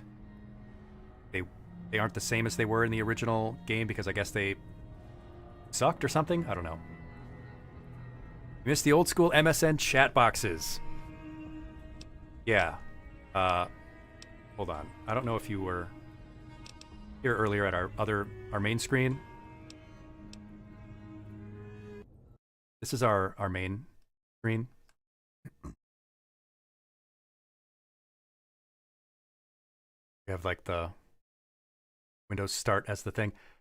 On one of the screens, though, I have the AOL Instant Messenger group chat box.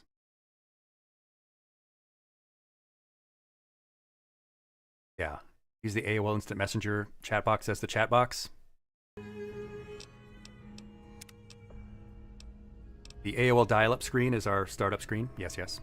So we have a vote for medicine. Medicine, I think, would be very useful for myself and others. Energy weapons, medicine.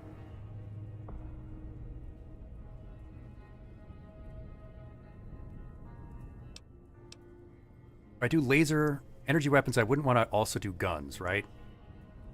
I only want one thing that's damage-based and then one that's like utility-based.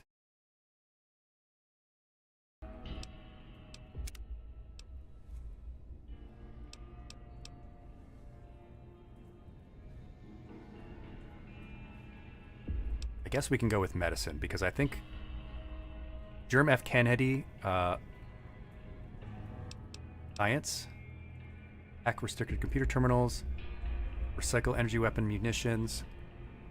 I mean, I like the idea of science and repair, lockpick, medicine, any of those like utility things that aren't combat related, but also aren't like speech related.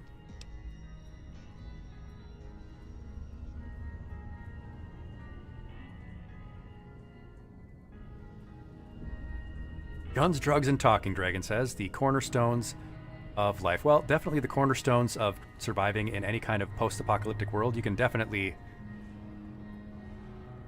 survive a good long way in there. Oh, you can make guns and stuff?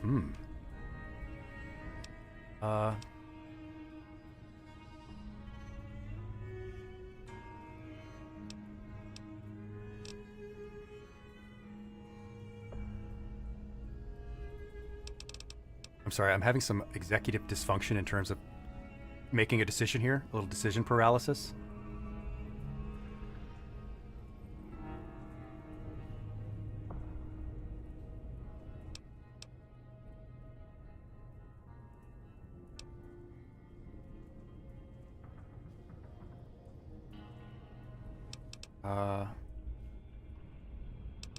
Primarily role-playing, like... But I could justify any of those things with Kennedy. Like, JFK needed a lot of medical help for all of his ailments. He was a really smart guy, and he did work in the Navy, so he would be decent at repair and science. He was a good negotiator as president, so he could do barter. Which of those would be the most useful for our playstyle here?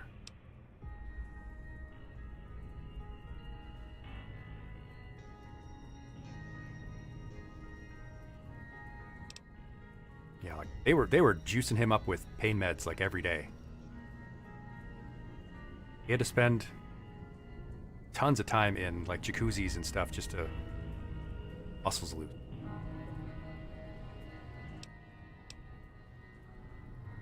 Our president, Germ F. Kennedy, is not the healthiest person in the world. Not Germ Health Kennedy.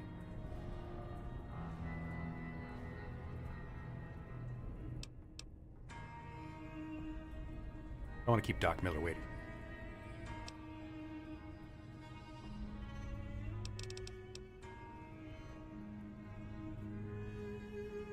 Yeah, he was a Navy veteran. Did survive this unfortunate, terrible accident.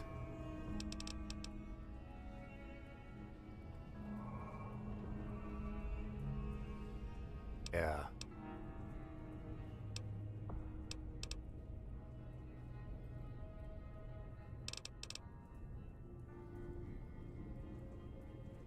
I didn't even think about survival. All right. Lockpick would be great.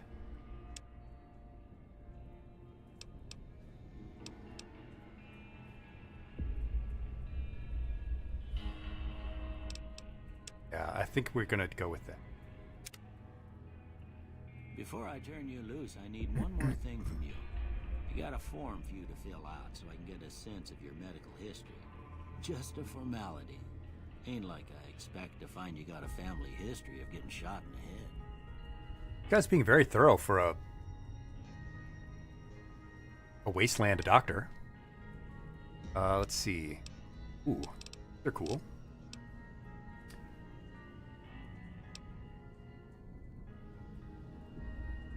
Trigger discipline. I mean, I have pretty good trigger discipline. I was pretty good at my weapons in the military. He was actually a pretty small guy. He was a pretty small guy. He was not very big, and his limbs did end up crippled pretty good.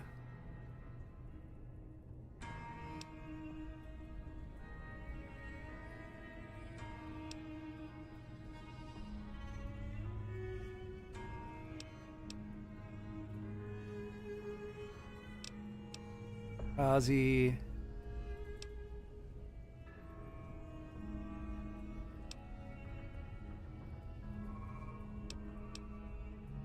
You gain 25 pounds to carrying capacity, but a -1 to all attributes anytime you're carrying less than 160 pounds? Wow. Is that difficult to do?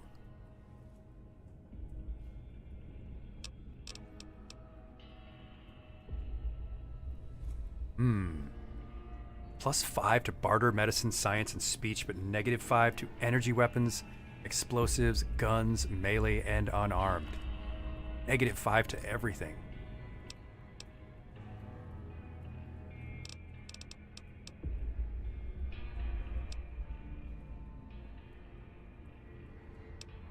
I'm not an early bird.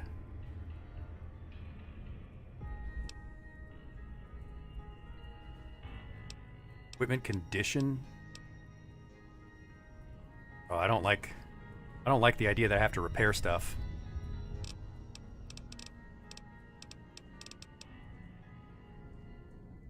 I'm gonna go with trigger discipline because I don't think I'm gonna be using a lot of spray and pray type stuff. I would rather be more accurate. I don't think I'll be doing a lot of melee at all.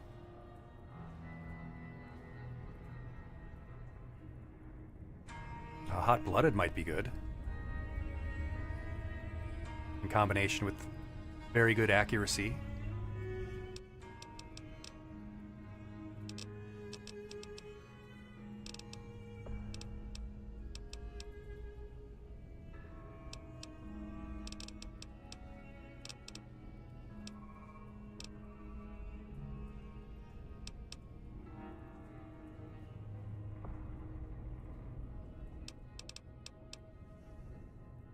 Fast shot does the opposite of trigger discipline. If you did those, it would offset each other.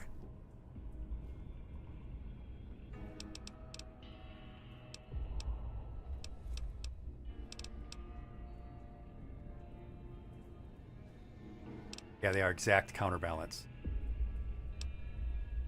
Yeah, no way to game that.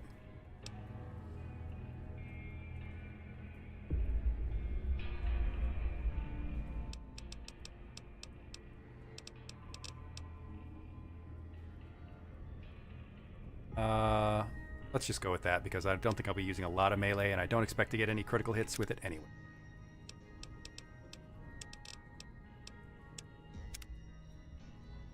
All right, I guess that about does it. Come with me, I'll see you out. Yeah, there he is. There's John F. Kennedy. Germ F. Kennedy. Anything else I want to steal from this guy?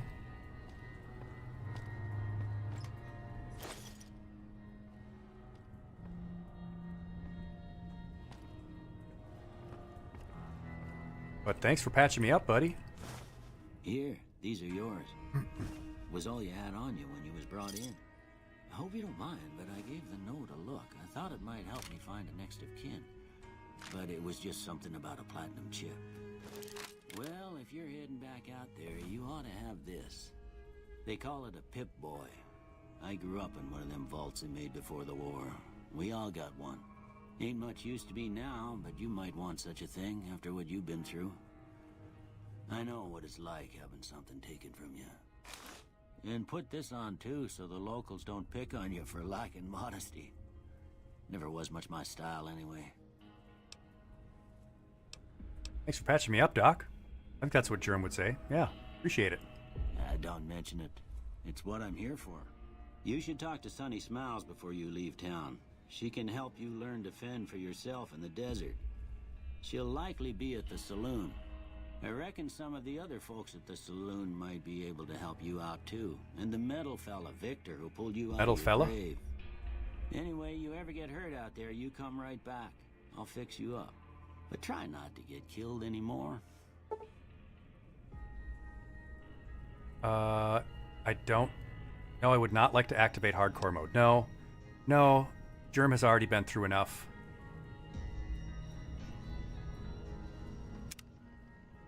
Alrighty. Ain't that a kick in the head? It certainly does seem to be one. Oof. Oh, it's so bright. Oh. It's as bright as Germ F. Kennedy's future. Invitation to the Midnight Science Fiction Feature. Old World Blues, is that a...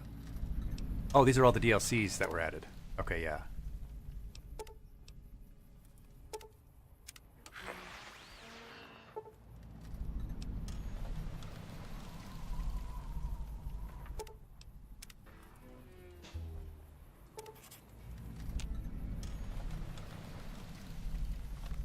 Oh, cool. All right.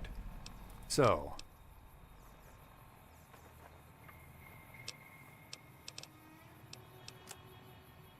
There we are. There's Germ. 3 strength, 5 perception, and endurance. Really bottom heavy there.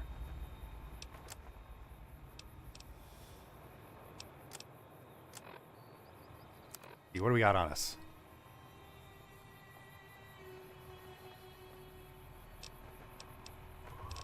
We got a pistol. Laser pistol. Yeah. Ammo do we got for it? What about that pistol?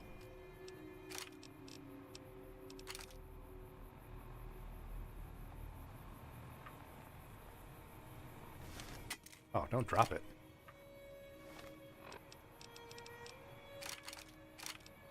Take out the 10 mil.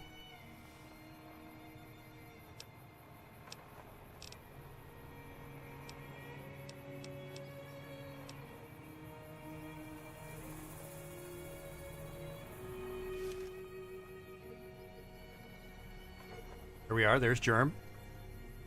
Looks more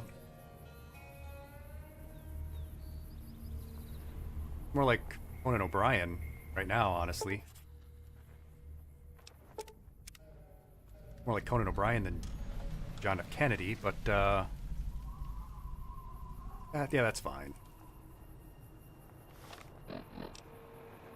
Got some tribal raiding armor.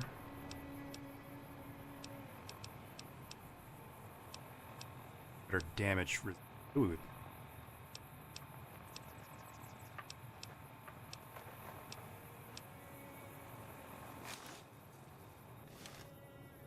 But that looks better.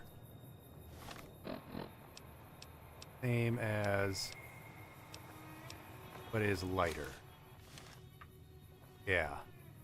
I got some Mad Max on here.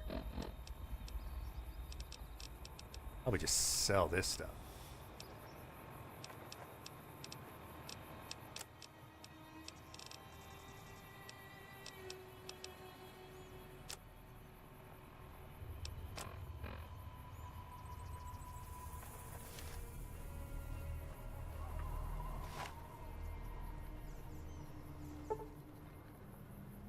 I'm gonna need to get used to the I didn't want to do that, but I lock, crouch. Alright, here we are. Leaping our way around town.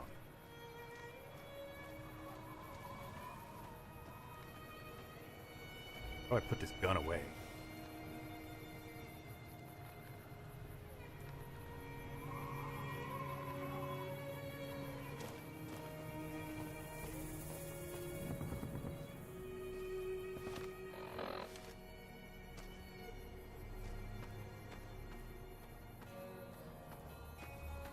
Oh. I don't want to be pointing this gun at this guy, so... Gun away, buddy. Whoa, whoa, whoa. Whoa there, Pilgrim.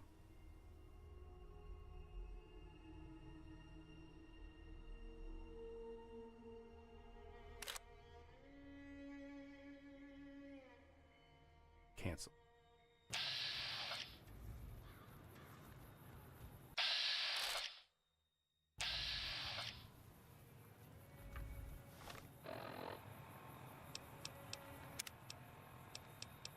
Rules tell me to do.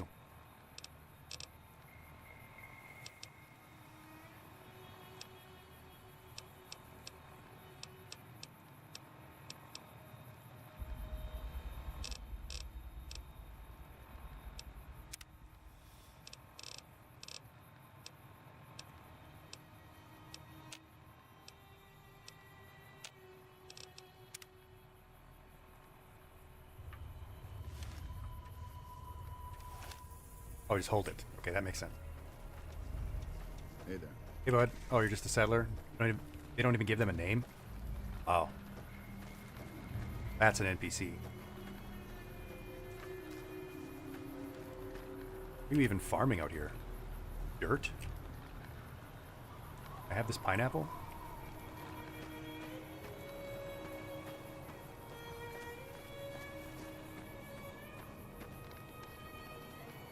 Hey, the, motorcycle. Hey there, old friend. Hey there, Easy Pete. Howdy. What can Easy Pete do for you? Somebody told me about some guy named Victor. The It's a machine? popular crop. Must be. Harmless, no matter what Trudy says. She thinks it's hiding something, but I think it's just a broken down relic with no place to be.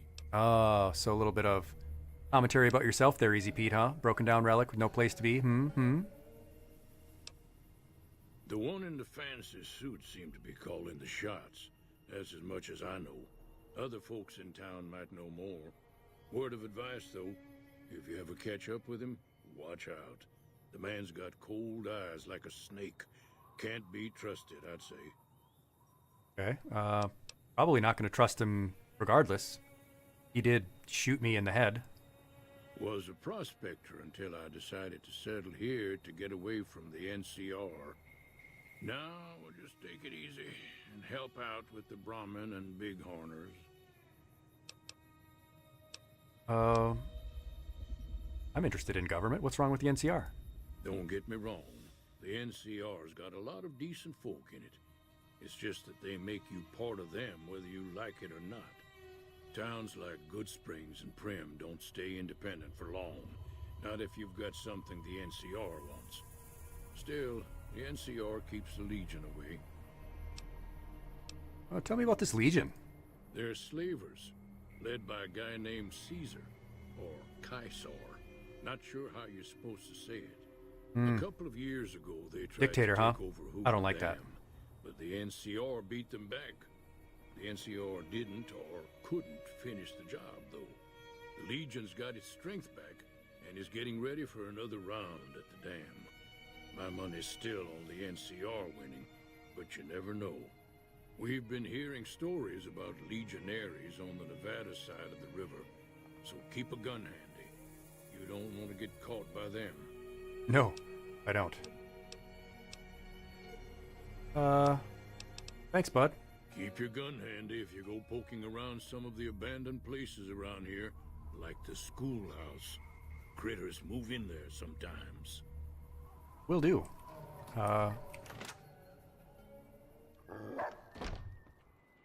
Cheyenne, stay. Don't worry.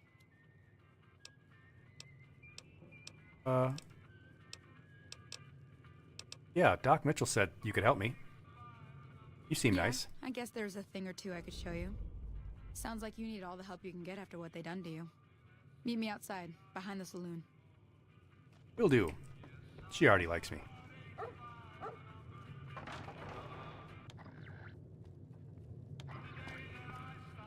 I can tell. Germ has lots of charisma. Steal them. Oh, not yet.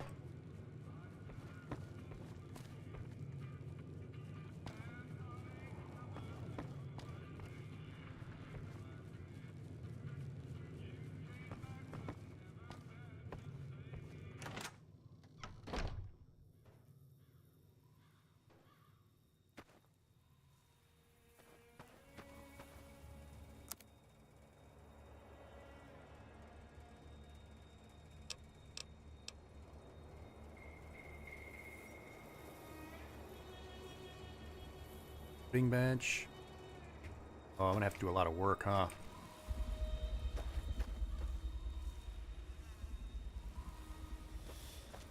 Oh, it's Giant Robot Man. Hello, Robot Man. Howdy, partner.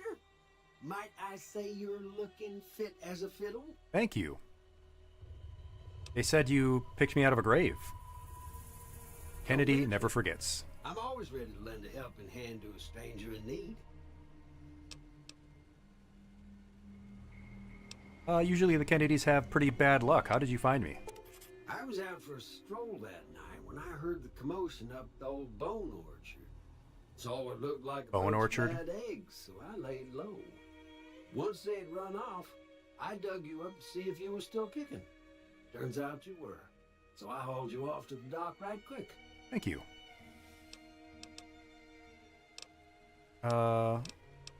Thanks. Happy trails. I certainly hope they are.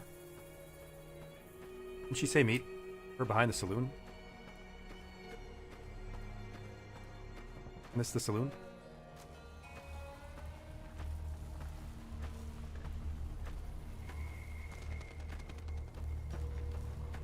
Oh, there she is.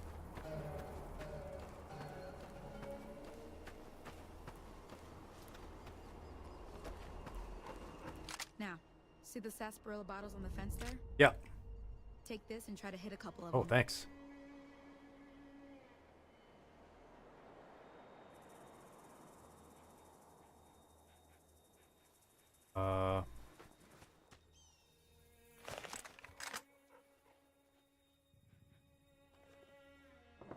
Want to do that or iron sight?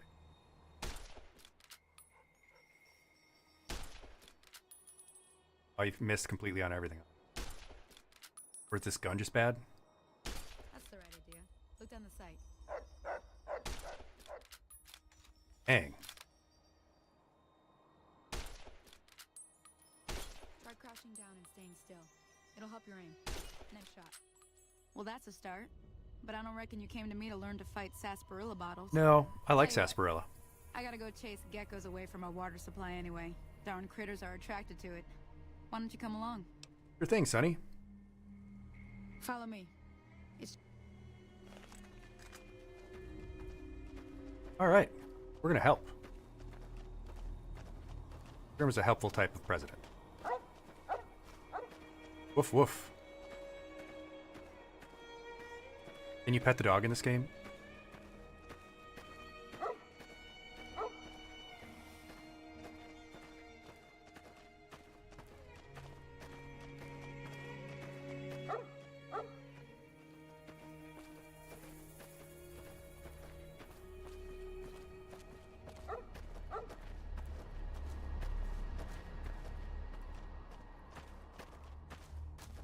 Don't know. Very important that I find that out. Can I get a dog? One of those games where you get a dog companion?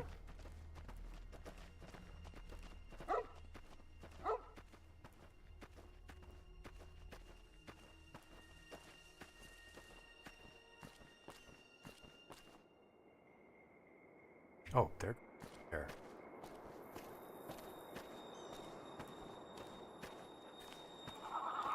Hear that up on the ridge behind me there? Bunch of little monsters is what they are. Seems like Doc Mitchell treats... Let's see if we can get a little closer. If we move quietly. Oh, good, I can toggle. I don't like having to... Okay, you're on. Go give them hell. Oh, there they are. Oh, those are some big old geckos. Those aren't some little Geico geckos.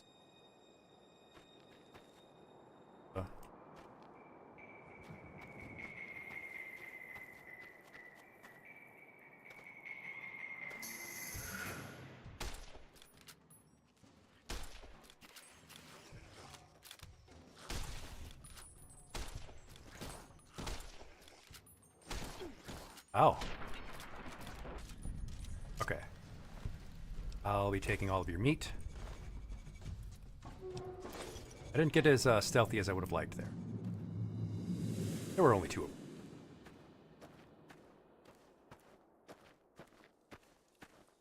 See? You're getting... There's 2 more wells that still need clearing. You want, you can come along. Sure. Shouldn't take more than a couple minutes, especially with 2 of us. Come with me. Jerm Kennedy does like to help a lady in need.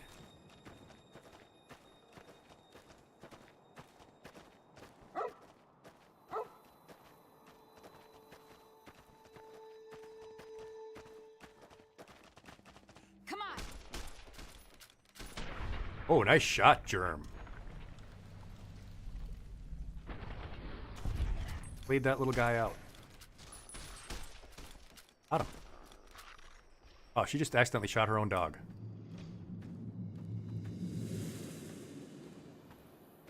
I would not take that from my owner.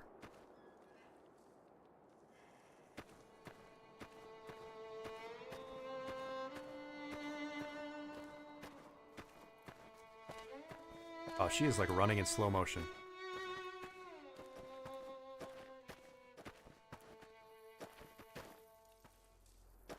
There they are.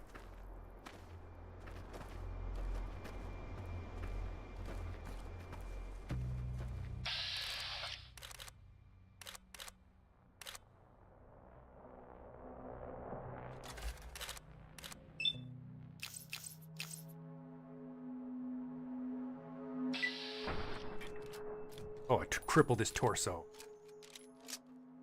Oh, that's it.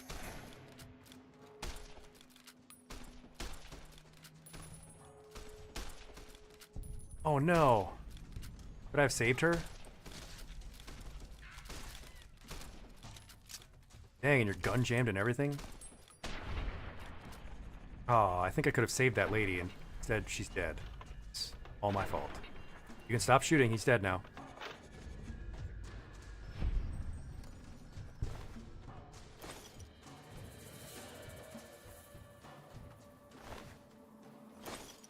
Quick save? Yeah, I probably will. Ah, hell's bells. There's not a day... Some people, your word just isn't good enough for them. Then this happens. Well, it's a part of life out here. Best to accept it. But you did what you promised. Staying out here with me. Here's my end of the deal. One more thing I wanted to show you. Thought I might teach you about living off the land. And making... Okay. I'm heading back now. Hey, do me a favor. Trudy, she's the bartender up at the Prospector. She'd be cross with me if I didn't ask you to poke your head in and say hi. Okay, we'll go meet Trudy.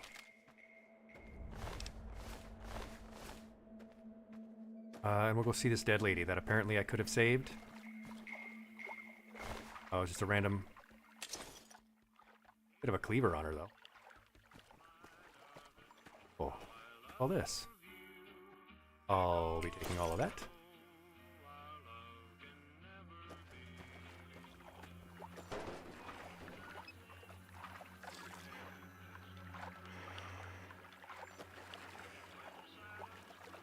Oh, fresh water. Always go for the head, huh?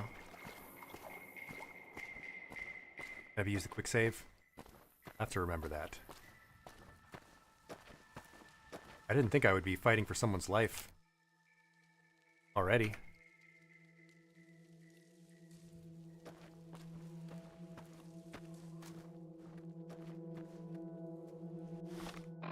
I'll also have to figure out the weapon wheeling. I think we're going to stick with pistol. Pistola. Is that a harmonica? Yeah, we're taking our harmonica. Hey, random guy. Oh, your name is Barton. Oh, Hello? Barton. Can you help me?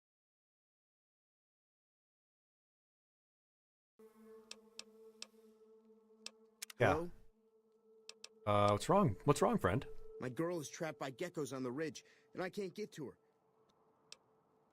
Go up the path, past the broken radio tower, and go to the right. They're at the top of the trail. see what I can do. For the trail. You know what, Barton? I'm sorry. We're gonna have to postpone helping your girlfriend. Germ F. Kennedy.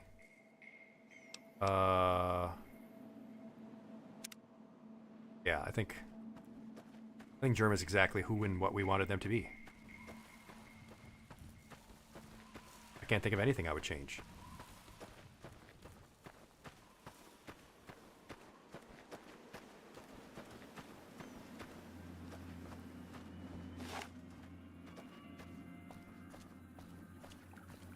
Wasn't your girlfriend, was it? Because she's already dead.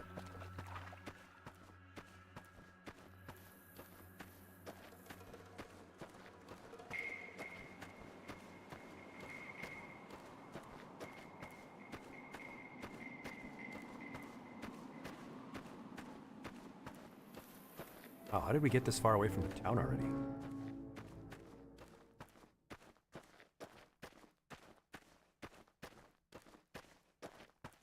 Who's a good doggy?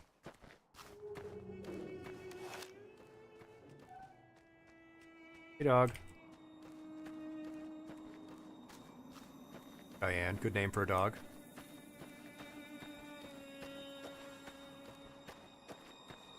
Now, Sunny is more of a name for a dog, and Cheyenne is more of a name for her. So, I don't know. I guess this is where the robot lives. Robot has its own house. Not like anybody else is using it, I guess. So you said the schoolhouse had some bad stuff in it, so kill it. Critters, maybe?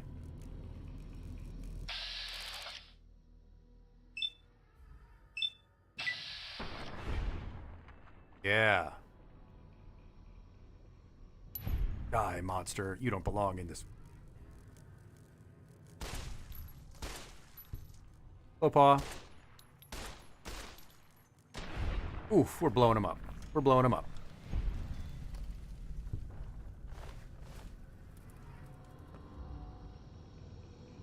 Nothing in the lockers, huh? Let's see. Gotta be something useful in here. I mean, there's enemies. Oh, there's a computer terminal. That's gotta be something. Boxes. Oh. Empty Nuka-Cola bottle. Oh, thanks. Braxo? Hint. Are those looking fresh in the wasteland?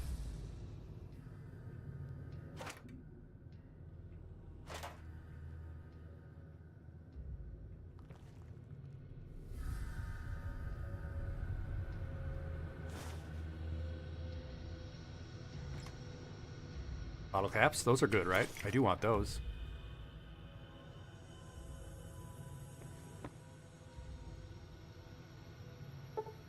Oh, I need a lockpick skill of 25.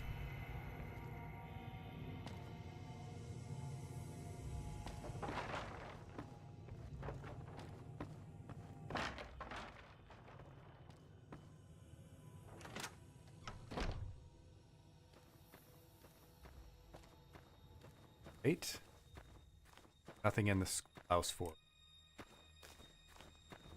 That's a shame. Maybe I should start a school here.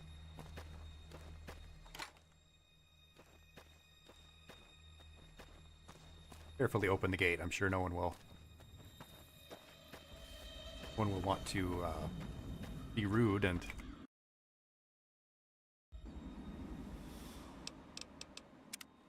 step over these important fences.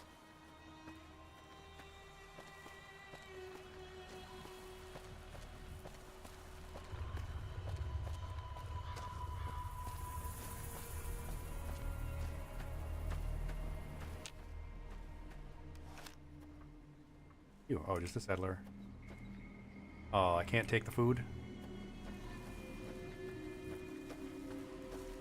And I know these people don't have much, but I don't have anything. A couple of sunset sarsaparillas, though.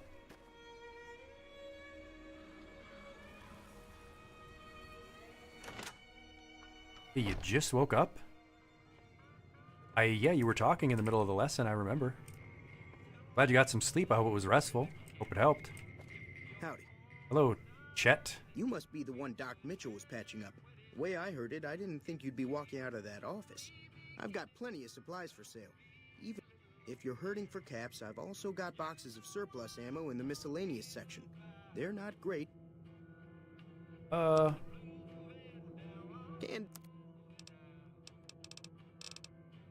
love 10mm. But at this point, I don't know what's good to buy anyway. Probably just...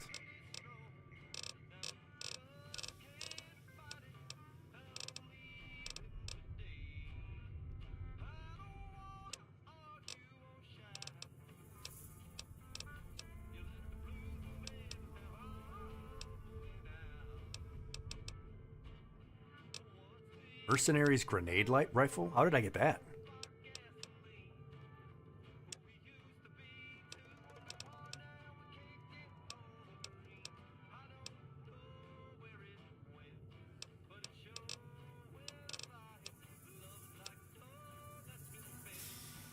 Oh, it must be, yeah, the deal.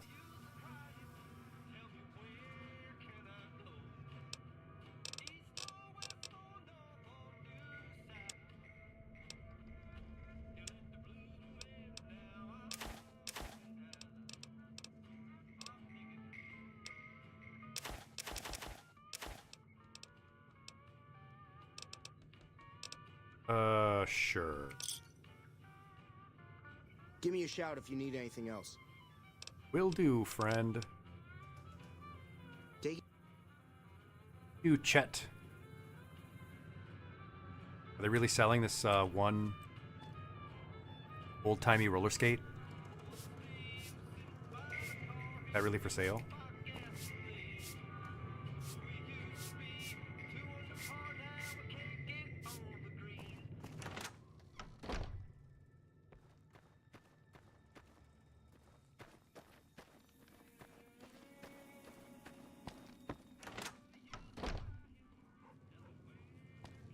I'm done being nice. If you don't hand Ringo over soon, Ringo. I'm going to get my friends and we're burning Ringo this town Starr? to the ground. Got it? We'll keep that in mind. Now, if you're not going to buy something, get out. What the hell is your problem? What do you want? Who's this jerk? What's that you said about Ringo Starr? He's some traitor who decided he'd rather shoot than pay the toll for being in our territory. He's hiding Tolls? somewhere in town. Would serve these idiots right if me and my guys shot the place up after we got payback on Ringo. I don't think Germ would be the kind of person who would help him take over the town. Or territory? It is now. Me and the rest of the guys busted out of the NCR prison east of here and took over. Now we're calling the shots. Why were you in prison? None of your damn business. You ought to know better than to ask a man that kind of question. I just need to know if I should watch my step around you. Robbed some people, burned some things, killed a few guys. Okay.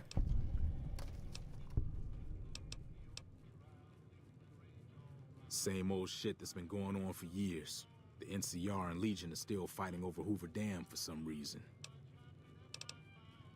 Bye. Yeah. I don't like him. I think I'm going to kill him. Yeah, I think Jerm F. Kennedy is gonna make that person his first victim. Hello, Trudy. Well, you've been causing quite a stir. Glad I finally got to meet you. Welcome to the Prospector Saloon. What was that all about, Trudy? Looks like our little town got itself dragged into the middle of something we don't want anything to do with. About a week ago, this traitor, Ringo, comes into town. Survivor of an attack, he says. Bad men after him. Needs a place to hide. We figured he was just in shock, so we gave him a place to lie low.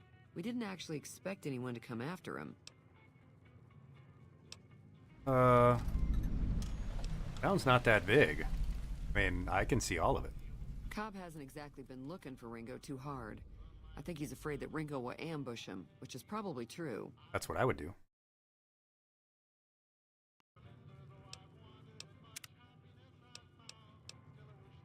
What are you gonna do about it? Some of the others, like Sonny, will probably stand up for Ringo if he asks for help, which he hasn't. Personally, I hope he sneaks out of town one night and takes the powder gangers with him. Oh, what's a powder ganger? Chain gangs, really. The NCR brought them in from California to work on the rail lines. Problem is, it turns out that giving convicts a bunch of dynamite and blasting powder isn't the best idea. Was a big escape not prison's too long making a ago. terrible idea? Some of them stuck together so they could make trouble. That's what... He's holed up at the abandoned gas station up the hill. Well, that's fine. I hope you get some rest. Why don't I just kill that jerk and get him You over mean with it? murder him? That's not our way. Even if Cobb is scum, he can bluster and threaten all he wants. He's a murderer. I don't think he's blustering.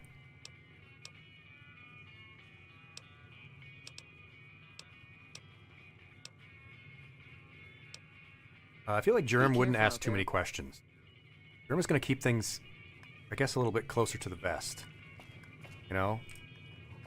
Kennedys have secrets. Kennedys have lots of secrets. Hey there. They might not want everyone to know what you got going on.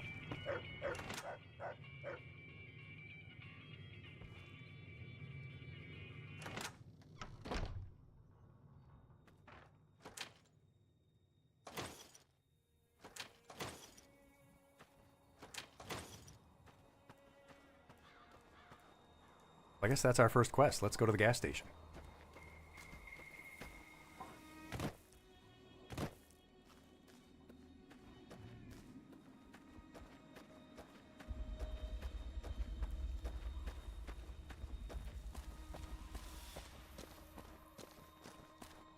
Huh.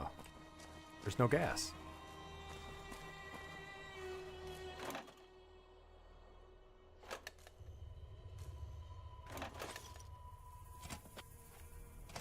That's close enough. Who are you, and what do you want with Hi, me? Ringo. If you're gonna shoot, you better not miss. Yeah, I've been shot before. Sorry about the gun. You just caught me off guard, that's all. We got off to a bad start. What say we start over with a friendly game of Caravan? You know how to play? I've never heard of this game. It's a two-player game, and the winner takes the whole pie. You build a caravan. You're still pointing the using gun at cards in me. your deck. The goal is to create caravan bids that beat your opponent's bids. So there's more strategy than luck involved. It's why you won't see caravan in any casino. Too slow-paced. And more importantly, no house edge. Here, take when the this house edge is- holotape. It goes into more specifics about the rule. So...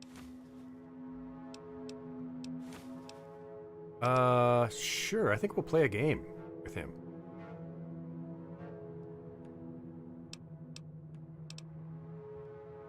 But later. Goodbye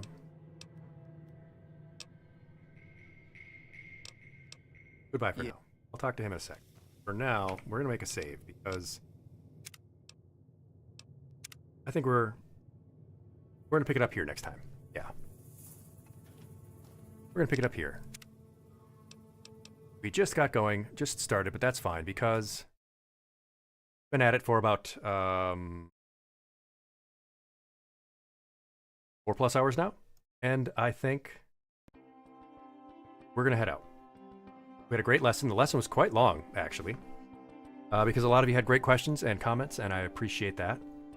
So we'll talk about it again next time, and maybe things will have improved for you in the realm of all the bad news in the world. And we'll start New Vegas proper. We just wanted to get a start going. I'm going to set us out on our field trip to our next destination. We didn't get to see ferrets tonight. A little bit too long of a lesson. But that's a good thing.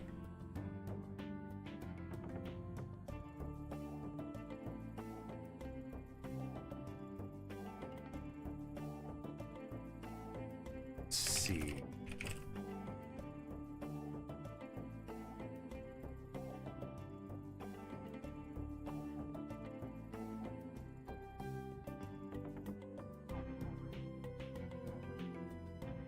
All right, I'm going to send you out on a little field trip. Let's take off. Thank you so much for joining me. Not much of a outro, but you know what? It's late, and I want you to get some sleep. We'll see you probably Monday. All right? But I'll keep you informed. Great to have you. Thanks so much. Pass the Smith.